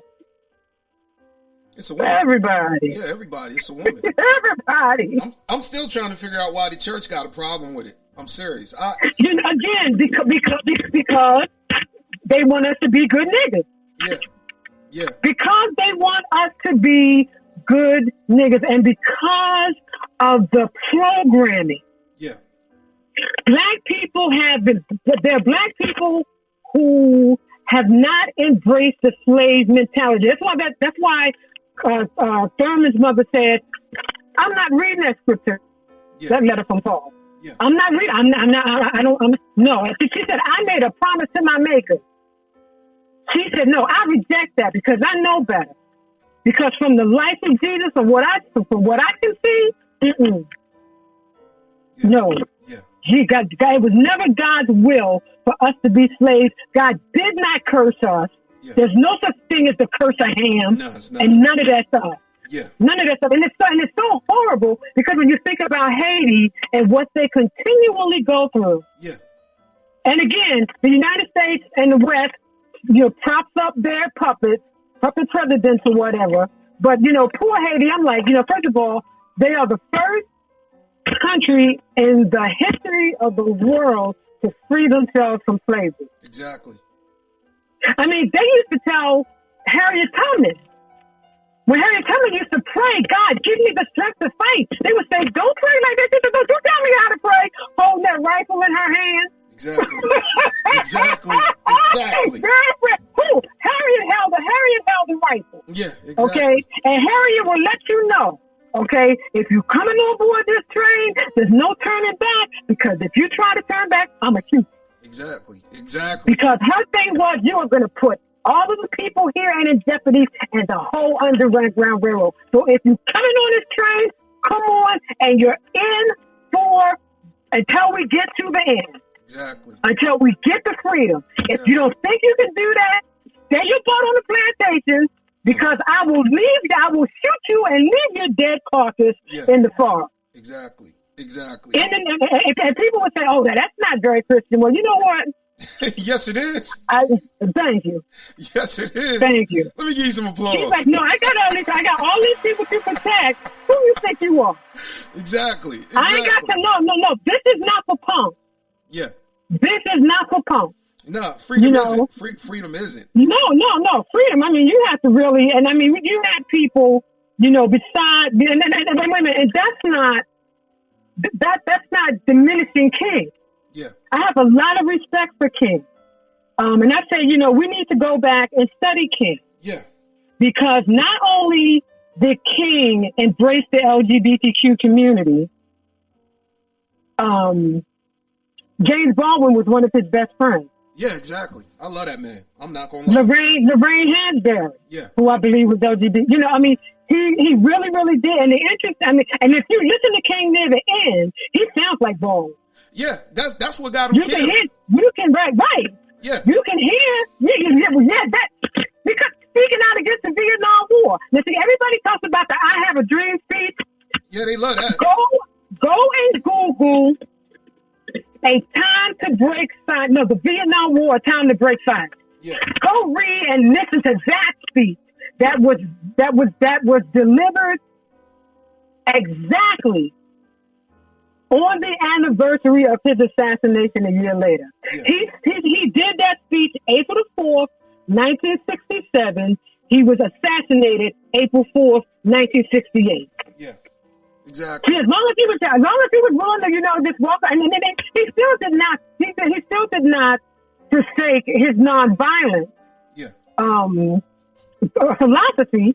But it's so interesting because that year, and this is why he spoke out against the Vietnam War. Because of a friend, somebody who became a friend who was not a Christian. He was a Buddhist monk by the name of Thich Nhat Hanh. Mm-hmm. And that essay is in the book. Okay. To talk about these apostles of peace. And that's what he referred to him. And he told the board of the Nobel Peace Prize, he said, I cannot think of anyone to nominate who is more deserving than this apostle of peace. This Buddhist monk, this apostle of peace. So remember, he got his philosophy, his nonviolent philosophy. He did not get that from his own Christian tradition. He got that from Hinduism. Yeah. Yeah. He got that from a Hindu. Yeah. He got that from Gandhi. Exactly. Okay. And then, and he talks about, the coming together. So he was a part of this interfaith movement. So he was working with Jews, with Christians, with Buddhists, with Hindus, and with Muslims and the whole nine yards. Yeah. King did not shun those people. No. Now, I love what he does in the speech, the I Have a Dream speech, because when he talks about all God's children getting together, and we're going to sing, let's make no mistake, we invite y'all into our house. We're going to sing the old Negro spiritual. Let's make no mistake. Okay, here's what we're going to do. We're inviting you, but he understood that no matter what your spiritual belief is, the bottom line is love. Yeah. And it is not our business to go around chewing people out and you're just going to hell and all that kind of old mess. No, it is the goodness of God that leads people to repentance. Yeah. And from my own study of comparative religion, and I tell you how I started on that path. That path was when I watched, and a lot of my Christian friends wouldn't watch it, when Morgan Freeman did on PBS The Story of God. Oh, yeah, yeah. And when he talks about all those, oh my God, let me tell you. And I had never heard of Zoroastrianism, but when I studied it, I was like, oh, this is interesting. And he talks about the literature that I read talks about the influence. See, there is no pure anything. No. And when the children of Israel were in Babylon, were in Persia, well, they were influenced by Zoroastrianism. This is where they got the whole thing about the Messiah and the whole thing about the resurrection of the dead. Yeah. They got that from Zoroastrianism. Yeah. There's a scripture in the Buddhist text where Buddha prophesied Jesus. Yeshua, and says, I am the enlightened one. But there is one who is coming. I am an enlightened one. He says, I am an enlightened one. But there is one who is coming who is the enlightened one. Yeah. Now, the historic Buddha, was born, thousands of years before Christ came. And even he knew Christ was coming. I said, this is why you need to read. Yeah, exactly. And not just the Bible. You really do need to read. You need to study. Listen, if you're afraid to study another faith for fear that it's going to make you leave your own faith, then I would question your faith. Yeah, exactly. You know what I read? I read that book, Christianity Before Christ. Mm-hmm. And I was like, oh my God. I ain't gonna lie, I felt sick. Mm-hmm. I felt sick. Well, you think about it. Leon. Think about it when Christopher Columbus. Now, Christopher Columbus did not come here to North America. No. Okay, he did not. No. Okay, and remember, he thought he was an Indian. Yeah. Okay, so he was lost. And since he's a white guy, he gets graded on the curb. So, he calls these people Indians. The only Indians were in India. Yeah. And that's where he thought he was. But when he describes the people that he met that greeted him at that shore, what he describes to me are Christian people, even though they may not have known that that's who they were by name. Yeah. He talked about how giving they were. Yeah. How, kind they were. Yeah. And he listed all of these wonderful attributes and then said, and they will make excellent slaves. Exactly. Man, he was a pedophile. Seriously. He was right. He was. Yeah, he was. And he started the transatlantic slave trade. Yeah. Yeah. He started the transit. So long before he never got to what we call now North America or the United States. Yeah. But his so-called discovery done in the name of God. And so this is what people, y'all need to understand. And this is what people, a lot of these evangelicals get tripped over Trump about. The Bible said you will know them by their fruit. Yeah, exactly. What fruit is he bearing? Yeah, exactly. Because I don't care what you say out your mouth.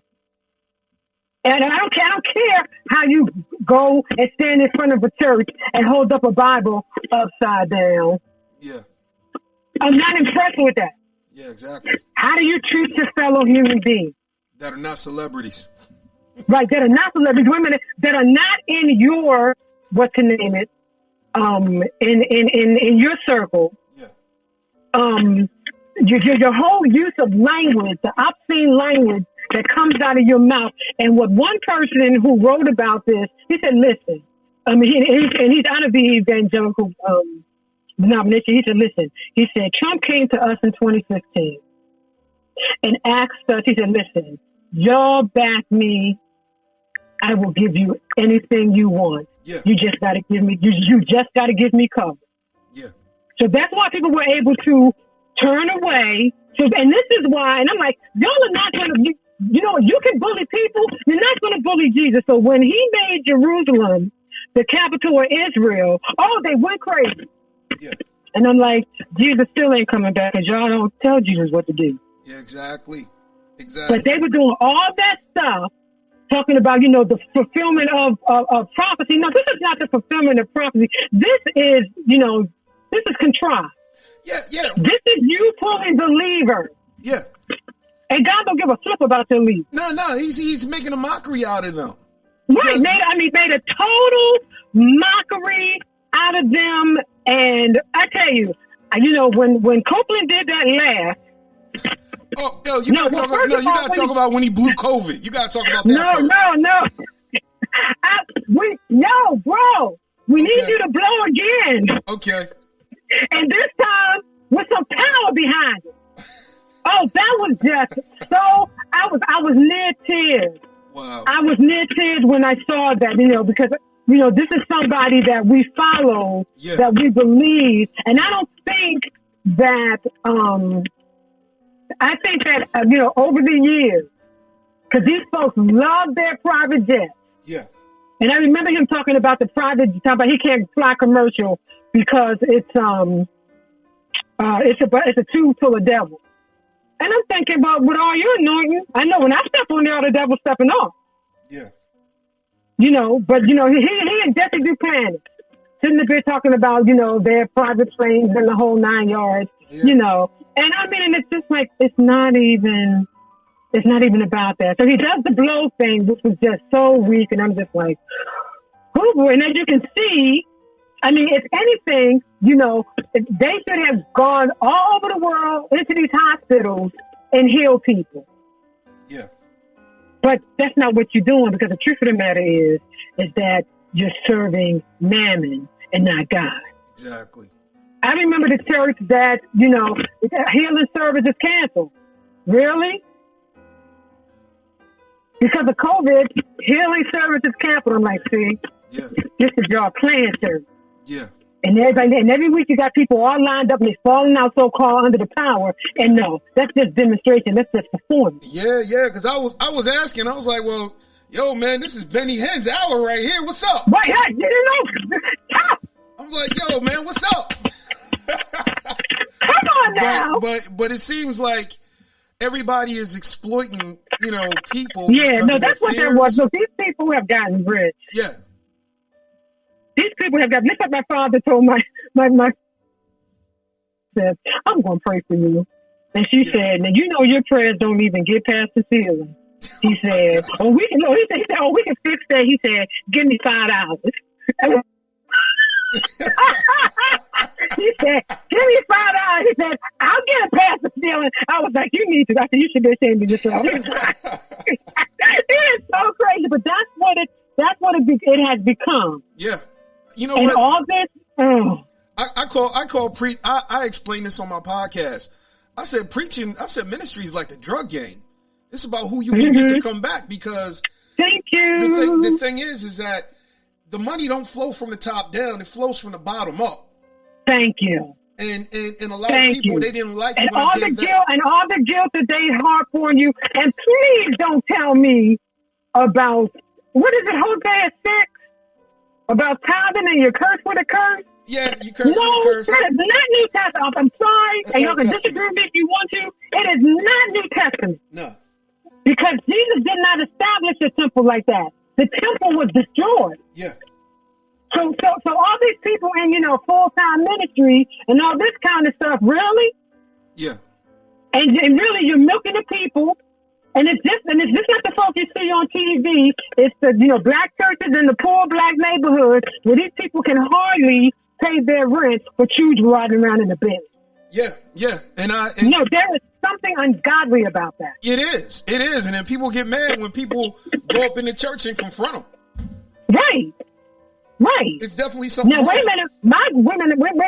My auntie can't pay her water bill, but you riding around in the Bentley. Yeah. Talking about God is blessing you. No.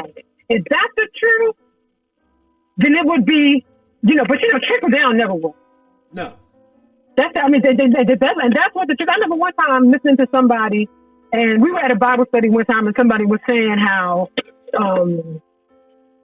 get the man of God out of debt, and then God will get you out of debt. Man, I'm like, I didn't tell him to buy that house.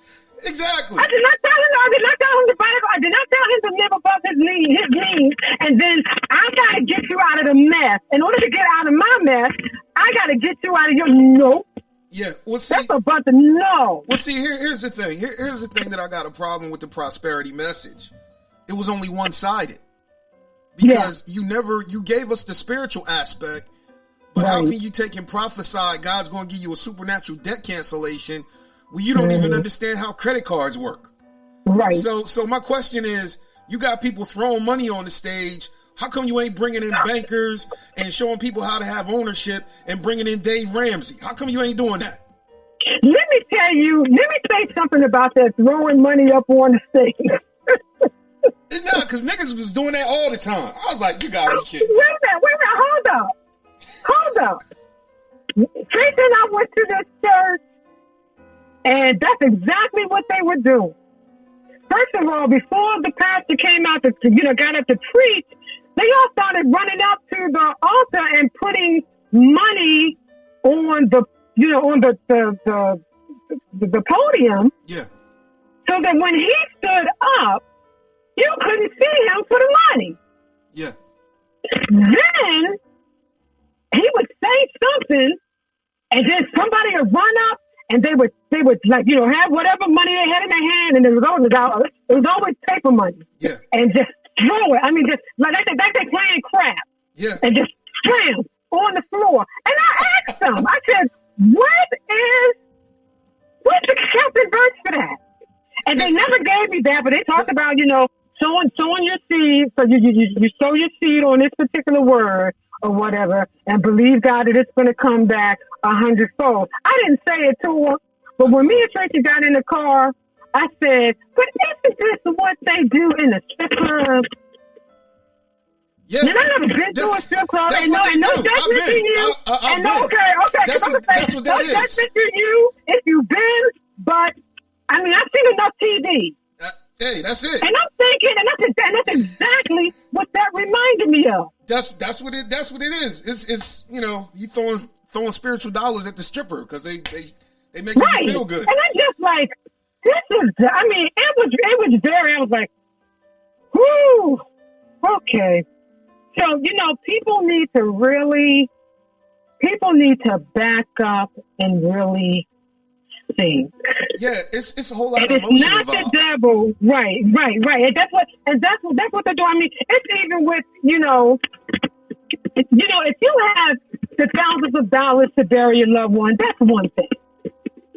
But when you got these people out here who are playing on your emotions and milking you out of all the money you have, and you folks ain't from the country, I'm not understanding the horse and buggy.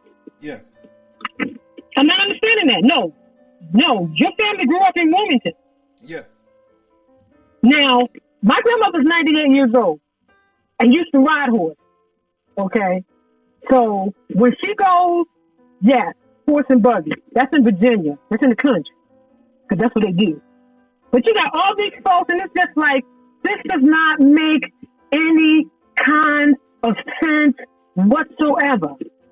All these weddings that people are, if you can afford these $1,000 weddings, fine. But after every wedding is a marriage.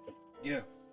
After every wedding is a marriage. And you're throwing all your money. And it cracks me up, because I'm just like, okay, you just spent $10,000 on a wedding and you moved into an apartment. Yeah. I don't understand that. I told my daughter, I said, Yeah. You will not get it big. You will get a down payment on a house. Yeah, exactly. You're not going to get a big wedding. Ain't going to happen. And that's what we need. That's what we need, because we're so emphasized on the wedding day. And I get that. We want that to be beautiful. We're trying to make it and sure, yeah. We want that. But we got to start showing our people how to be married. You know what I mean? Because I think the thing that really gets us is we always talk about the problem in the black community. The problem in the black community is that we ain't got that many black families that stay together. And so my question is, how can we, what's the problem that keeps black men and black women disconnected, but also how can we get them together and have sustainability that can go into the next generation? Yeah, this is the problem. This is systemic, though. Really, it really is.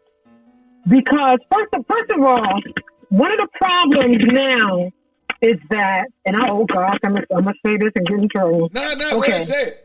one of integration had its advantages, but it also had its disadvantages and what they called unforeseen consequences. Okay. Or unintentional consequences. Because really, where you see the so-called black breakdown of the black family is integration. Okay. And here's why I'm saying that.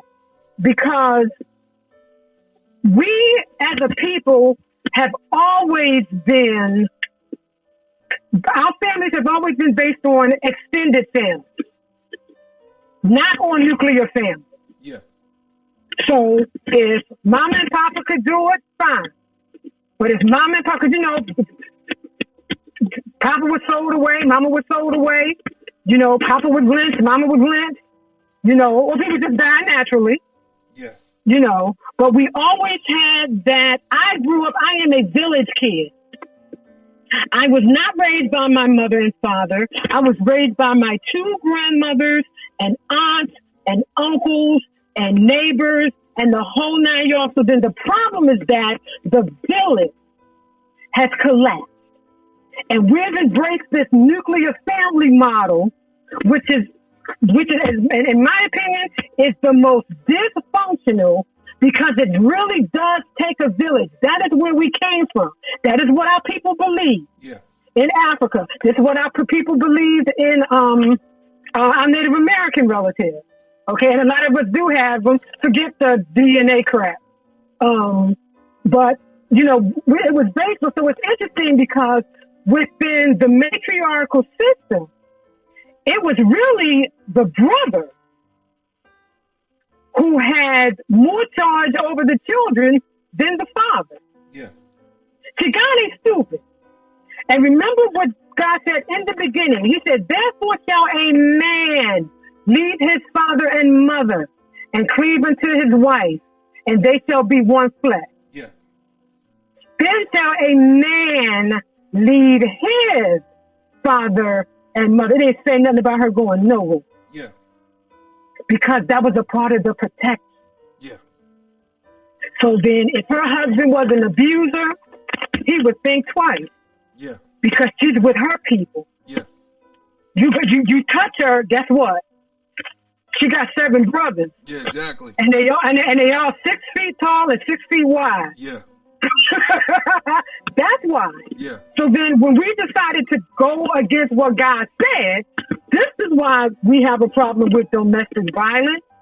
This is why we have a problem with, and I'm not saying that black fathers don't need to step up, okay, because they do, and there are a lot of them who don't, and applause to them who do, okay? Yeah. But the truth of the matter is, there is nothing wrong with being a single parent. There is something wrong with single parenting. Yeah. Because that's when the village is supposed to step up. Yeah. So if mommy and daddy are not there, and even if mommy and daddy are there and they're falling on hard times, having financial trouble. See, welfare is built on, and remember, when they first started welfare, black women couldn't get it. It was for white women. Yeah. Okay? Then by the 60s, when white women could get it, then as it is now, you can't have a man. Yeah, exactly. See, they know what they're doing. Yeah. They know exactly what they're doing. So then they remove the man from the house, and then, and I'm going to say this, okay? Y'all can miss me with this bull crap about, teenage pregnancies and the whole 9 yards. All these black women out here having babies and, getting money from the government. Nobody was saying that crap during slavery when we were the major part of the market economy. Exactly. When black women's bodies were used as labor and as breeders. A black woman's value, her ability to have children, or what they would call issues, yeah, was a part of her purchase price. So now, once slavery was over in the whole 9 yards, then all of a sudden, I'm not understanding why, you're supposed to be married and, all this kind of stuff. Y'all didn't care about that before. And with the Christian slave owner going down there in the to the slave quarters, yeah, exactly. with the slave owner, sons raping you, yeah, you could not do nothing about that. That's why I have a problem with some of what Paul says in his epistles, because he puts up a very strenuous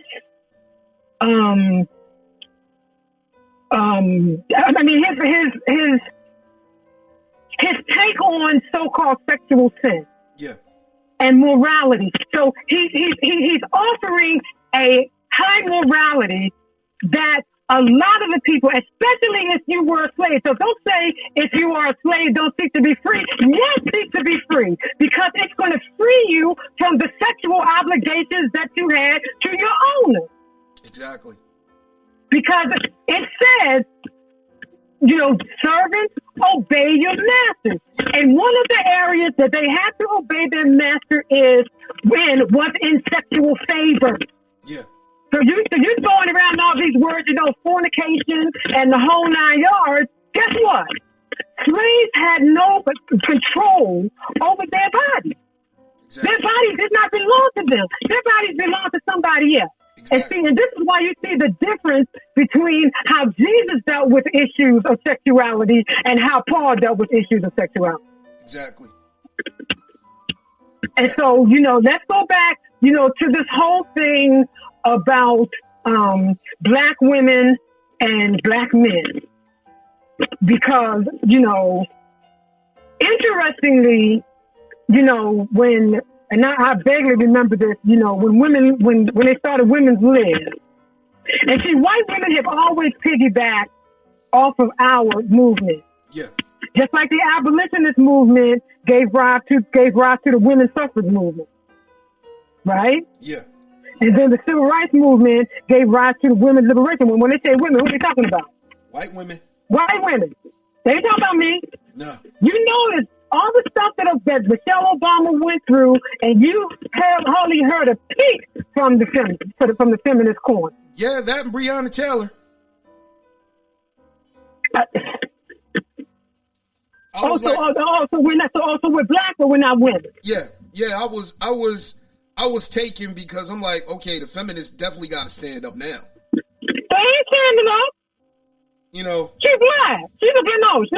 No. We have a double jeopardy. Yeah. She's a black woman. And this is why, as I say in my introduction, quoting Alice Walker, this is the difference between feminism and womanism. Yeah. Because when you say feminist, it automatically means a white woman.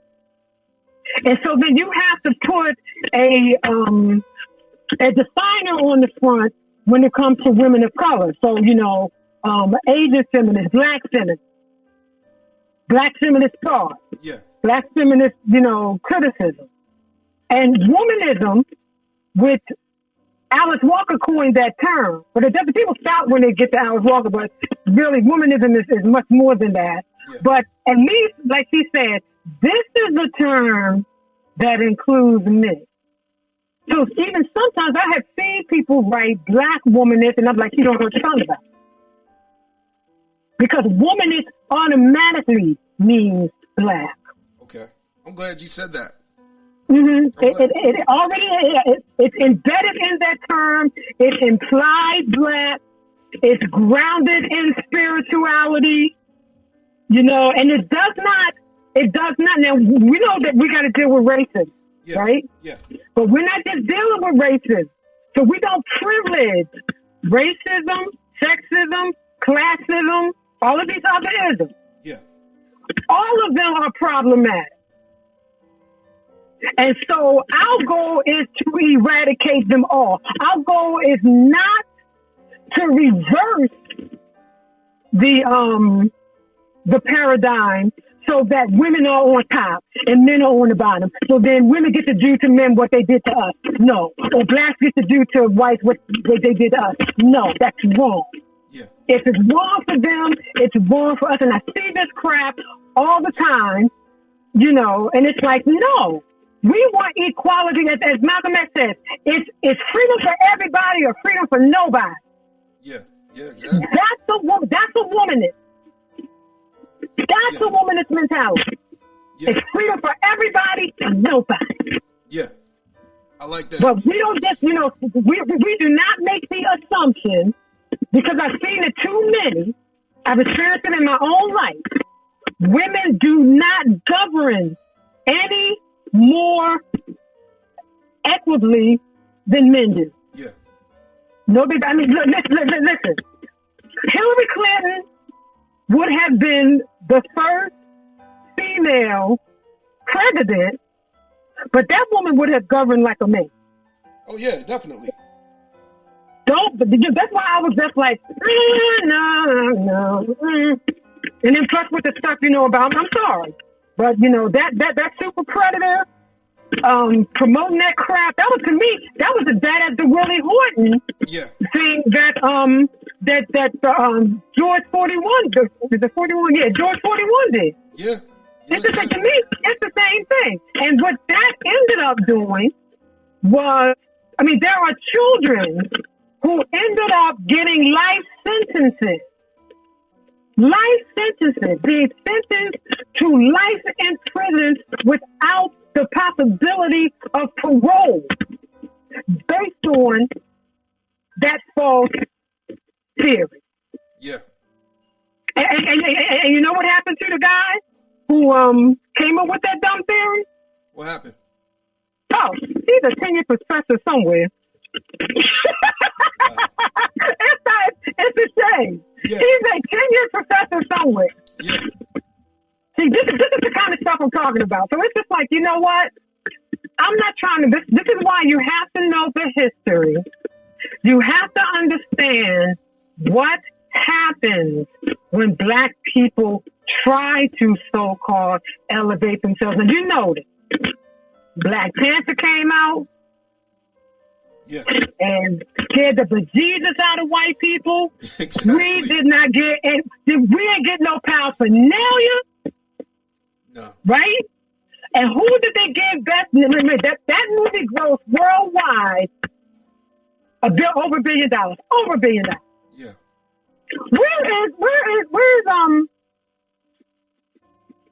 Where's the director? We could have had Black Panther 2 before Chadwick died. What happened to the series about the Dora Milaje? That was the spinoff that was gonna come out. And they're saying, Black Panther 2 is coming out. Yeah. You know how many years this has been? Yeah, exactly. And what did they do? At the end of the year, the book ends. The book ends to Black Panther in 2018 for Black movies was what? The Green Book. Yeah. That had nothing to do with the Green Book and was so just, I mean, the racism was just disgusting. Yeah, well, I think when it comes to Hollywood, it's almost like, we like Black Panther, and to a certain degree, it was almost like an experiment because they actually called Shang-Chi an experiment. But the one thing that I'm starting to see about Hollywood has always been captivated by a white savior. Oh yeah, a white savior and a sacrificial Black man or a sacrificial Hollywood has long been, and this is why it's so dangerous, because Hollywood has long been an agent of white supremacy. Yeah. People need to understand. That's why some people were saying, those statues, Confederate statues don't make a difference. Oh, honey, representation matters. Yes, it does. And they put them in Black neighborhoods. And the thing about it is, and like I said on the radio show a couple of years ago, I said, your enemy understands that. Yeah. Your enemy understands that. Why don't you get it? Your enemy understands that representation matters. So then during the time of, most of those statues came up during the height of the Jim Crow era to reinforce Black inferiority. And then as the Civil Rights Movement. And I'm going to tell you, and I could be wrong. Just like George used to say, I've been wrong before. Yeah. But our sister, Cathy Pugh, who's doing 3 years in Alabama, the former mayor of Baltimore. Yeah. I'm going to tell you the reason why she's in prison. Because she took them statues down. Yeah. And she became mocked. Remember, she had those statues removed in the dead of night. Mm-hmm. Nobody knew about it until the next day. And they were like, oh, no, we're going to have to get rid of her. So they found something, and I'm not saying that, what she did was not unethical. I'm not going to make a judgment on that. I will say what she did is the same thing that the white boys do, and they're not going to prison. No, they're not. They're not. They're not. She went to prison for something that the white boys do all the time. Yeah. That the very president of the United States was doing at the time. Yeah. Profiting off of his office. Yeah. But that's the thing. What you have to realize is that you're not white. Yeah. And so they might give you your white card. Yeah. But even Oprah. Oprah's gotten her white card snatched a number of times. Yeah. Yeah, but I think they'll give it back when she sacrificed another black person. Right, exactly. Because she's a venture capitalist. Yeah. She is not my role model. Yeah, she is not my role model. I used to think that, okay, she is the epitome of what an activist should be, but then I started seeing, I'm like, yo, she's bought. Right, she's bought. She's bought. You know, she's bought. And I'm like, everybody, oh yeah, we got to be like Oprah Winfrey. I'm like, yeah, Oprah sold her soul a long time ago. Right, a long time ago. And the thing about it is that, again, you cannot serve God and mammon. Yeah. You cannot. And this is what people do. And it's like I was talking about, these folks talking about, somebody is blessed because of what they driving and what they living in and what they wearing. And that has nothing to do with your spirituality at all. Yeah. And everybody, if you will read, when I read the last article that Pastor George wrote for the Standard of Faith, and it came out, George died in May, it came out that September, and he talked about prayer. What should I ask for? And he said there is nothing in the scriptures that tells you to pray for things, for stuff. Yeah. And as a matter of fact, it's the opposite. Do not give care for what you're going to eat, what you're going to drink, which, honey, that's already taken care of. Yeah. Focus on those things which are of the spirit. But you got people, see, this was my wake-up call. My wake-up call was in, I think it was 1991 or 2, when Dr. Woods was preaching, James Woods, God rest his soul. And when he was preaching, and he said, raise your hands if you believe God for a car. Oh, the hands went up, Brother Leon. Yeah. He said, raise your hands if you believe God for a house. And hands went up. He said, raise your hands if you believe for God to use you to win 1,000 souls. Not a single hand went up, not even mine. Wow. And that was my wake-up call. Wow.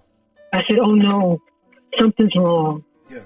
Not a single hand went up. And I was like, not even mine. Because no, that wasn't what I was thinking about. Yeah. And I was like, I put my hand over my mouth. I was like, oh my God, what are we doing? Yeah. And it was from there that I really, this journey, this transformation has been going on since that time. And you know what? The thing about it is that, like I said, God is merciful. That's what I tell people. We have a family, we own a family in Virginia. We have a company. Mm-hmm. A family corporation. And I always tell them, because they always tease me, around tax time. Oh, Lord, the tax woman cometh. I'm like, that's right. Because I fear the IRS more than I fear God. Yeah. Because God is full of love and mercy. The IRS, not at all. So y'all better make sure y'all have your tax money. Don't let me have to come and knock on your door. Because I will. Yeah.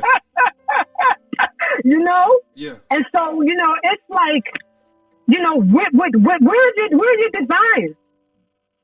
Where are your desires? Yeah.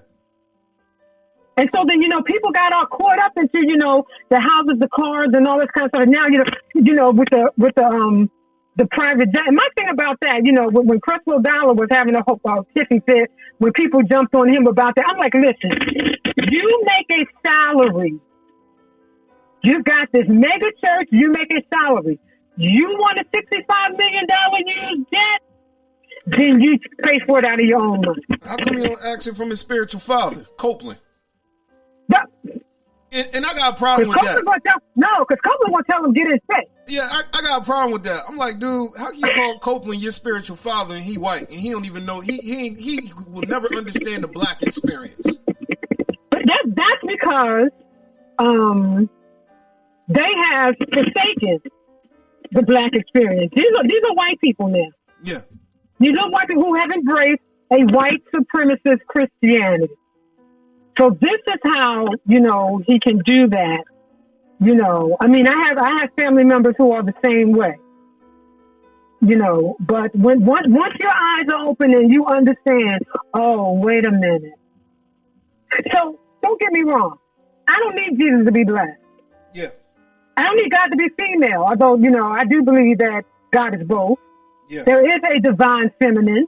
Yeah. Okay. Wisdom's name is Sophia. Yeah. That's feminine. People have a hard time with that. But I'm telling you, if we are made in the image and likeness of God, then God is both male and female. Or I say masculine and feminine. Yeah. Okay? Yeah. So, I'm not even going to argue about that. But then, the thing about it is that, with these folks, again, it's the dogma. It's the dogma. But see, I just need for God to be on time. Yeah. So I don't get all dogmatic, the whole 9 yards. I don't know if you heard, Bobby McFerrin. Bobby McFerrin has a beautiful song. It's the 23rd Psalm. He dedicated it to his mother. Okay. And it says, the Lord is my shepherd. We sing that thing. The Lord is my shepherd, I shall not want. He makes me to lie down in green pastures. He leads me beside the still waters. He restores my soul. Yeah. Et cetera, et cetera, et cetera. Yeah. And you know what? That agrees with my spirit. Yeah, because it goes back to Genesis. Let us. Either y'all gonna believe the Bible or you're not. Yeah. So either you're gonna believe the Bible or you're not. Yeah, that's why I'm starting to embrace. I'm embracing Comedicism because Comedicism actually reinforces my Christian faith and everything. Mm-hmm. Because in the Christian faith we see the thing between men and women. But when you go over into Kemet, it embraces that men and women are equal. Right. And that's the one thing that I love. And I was like, okay, if I'm going to decolonize my faith, right, I got to fill it with Africa. Yeah. And that's the goal right now. Okay. That's the goal. Okay. But I want to ask you this question because I've been running into clubhouse rooms. I've been running across women that have called themselves divesting from the black community, and they're saying that in order for black women to progress, they got to get white men, and then they dog the black man, and then they talk devilish about the white woman, and I'm like, so you act like they're confused. They're confused too. They confused, yeah, because I think the crazy thing is what I've seen is they use their individual experience. Right. To dump on the community collectively. Right. So, and I'm like... No, and it's all problematic. Let me tell you something. Yeah. You marry somebody because you believe that that's the right person for you. It ain't got nothing to do with, well, I'm going to marry this white guy because black men are just... No, because I know plenty of black men. Yeah. Who are just off the chain. They off the hook. They handle their business. I know many wonderful black men. Yeah. Okay. No, all black men are not dogs. They're not. Yeah. Now, I know there's some. Yeah, I ain't gonna lie. But that's not, but that's again, that's making, so if you think that, marrying a white man is going to, do you something better, Here's the thing. And this is why people get hung up into looks and everything. But at the end of the day, does he treat you right? Yeah. Does he treat you right? Yeah. And he does not intrinsically treat you better because he's white. He does not intrinsically treat you worse because he's black. Yeah. Men and women are men and women. And that's why I'm like, if you're going to marry, now race is a social construction. Yeah. Okay, it ain't even real. Yeah. The only reason why you are black, white, or whatever is because the federal government said so. Exactly. And this is why, my husband, Tracy, I tease him all the time, because he's a light-skinned brother. Yeah. And, see, in America, they got that one-drop rule nonsense. That's political. That's not biology. There's no such thing as a one-drop of black blood. But that's the politics, okay? And I always teach them, like, what? The only country that you can be black in is here. Mm-hmm. You cannot pass for black in any other country. They will tell me you black, they'll let you under the table. And Puerto Rican, he cracks me up. He says, Puerto Rican people, because they're confused. Yeah. Because of, how he looks. Yeah. And then, his Spanish has gotten so much better. Mm-hmm. But then when he tells them that he's black, they think that he's trying to deny his Latino heritage. He said, I'm sorry, no, this is just how, the genes came out. But really, I am black. Yeah. But the thing about it is that, again, being black, being white, being whatever, this is the way we have been socialized. When you think about race, think less about biology and more about politics. Yeah. All of this is political. And so then, because we've been socialized this way, and you have to think, again, don't throw your brains in the trash can. Yeah, and don't think that this person is going to treat me better because they're white, or this person, or really even just black people. Because I've always taught my daughter, and I've learned this lesson. Black people don't always have your back, and white people don't always have a knife to your back. Yeah, it's just that simple. So you have to be discerning. Yeah, exactly. Don't tell me, I've been hurt by plenty of black men. I've also been blessed by plenty of black men. Yeah. I've been hurt deeply by black women. Yeah. And some of my best folks are black women. Everybody that's in my skin is not my kin, as Zora Hurston says. And we have modified that to say, all my skin folk ain't my kin folk. Exactly. So let me tell you, even when it comes to gender issues, can't nobody do you like another woman. Yeah. In fact, my worst boss was a black woman. Wow. My worst boss was a black woman. My best boss was a white woman. Yeah. My worst boss was a black woman. No. But are all black women bad or all black? No. We got some sisters out here, who we take care of one another. Yeah. But you also got some, please. There's a lot of Candace Owenses out here.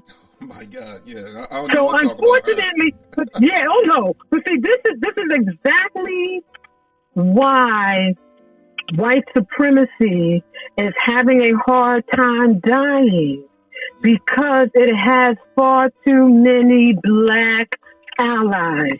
Yeah. And that's a conversation that we have to have. Yeah, we definitely going to have another show on that one. Exactly. Can you just leave us with some words of wisdom? Because you done spoke a lot, and I just want to give you some applause. What I'm going to leave is leave you all with is the ending of a poem, and it's in the book.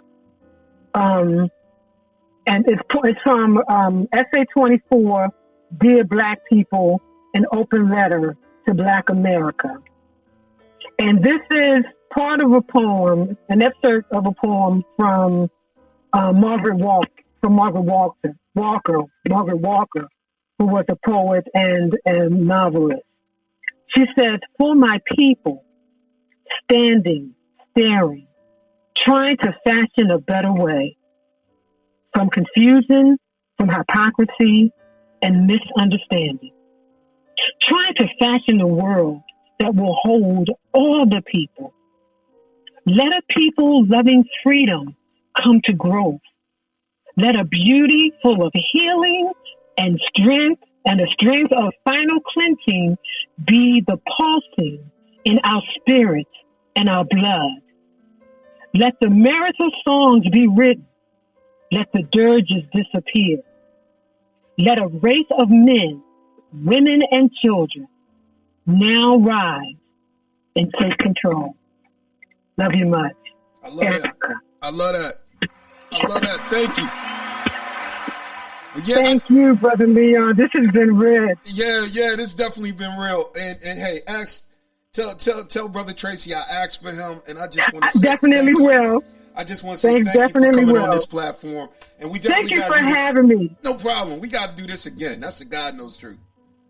Yeah, and everybody, you go onto Amazon, and you can find In the Matter of Black Lives, Womanist Prose, available on Kindle, in paperback, and soon to be available in hardcover. Wow. Okay, cool. How can people follow you on social media? www.aricalcolemanphd.com. All right. Hey, can they get books off of you? Can you personally autograph them and everything?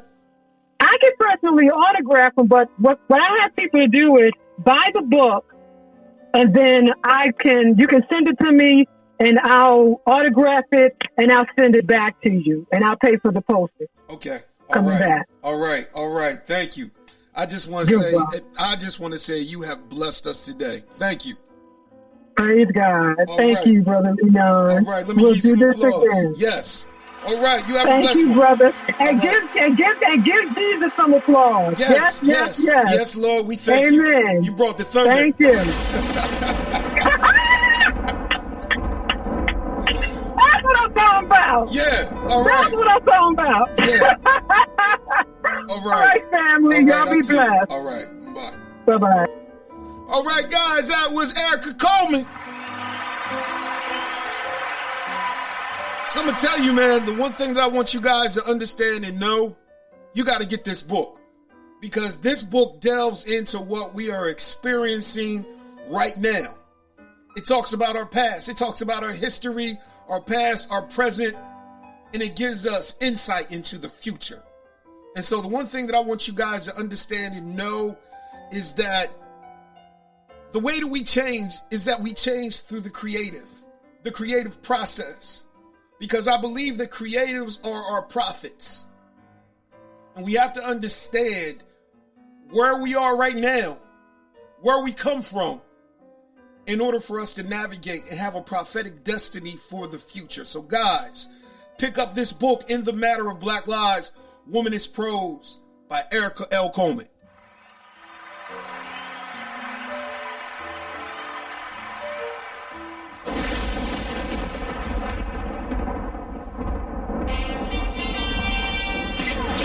Walk in the truth that makes you free every day. Follow Brother Leon on all social media outlets.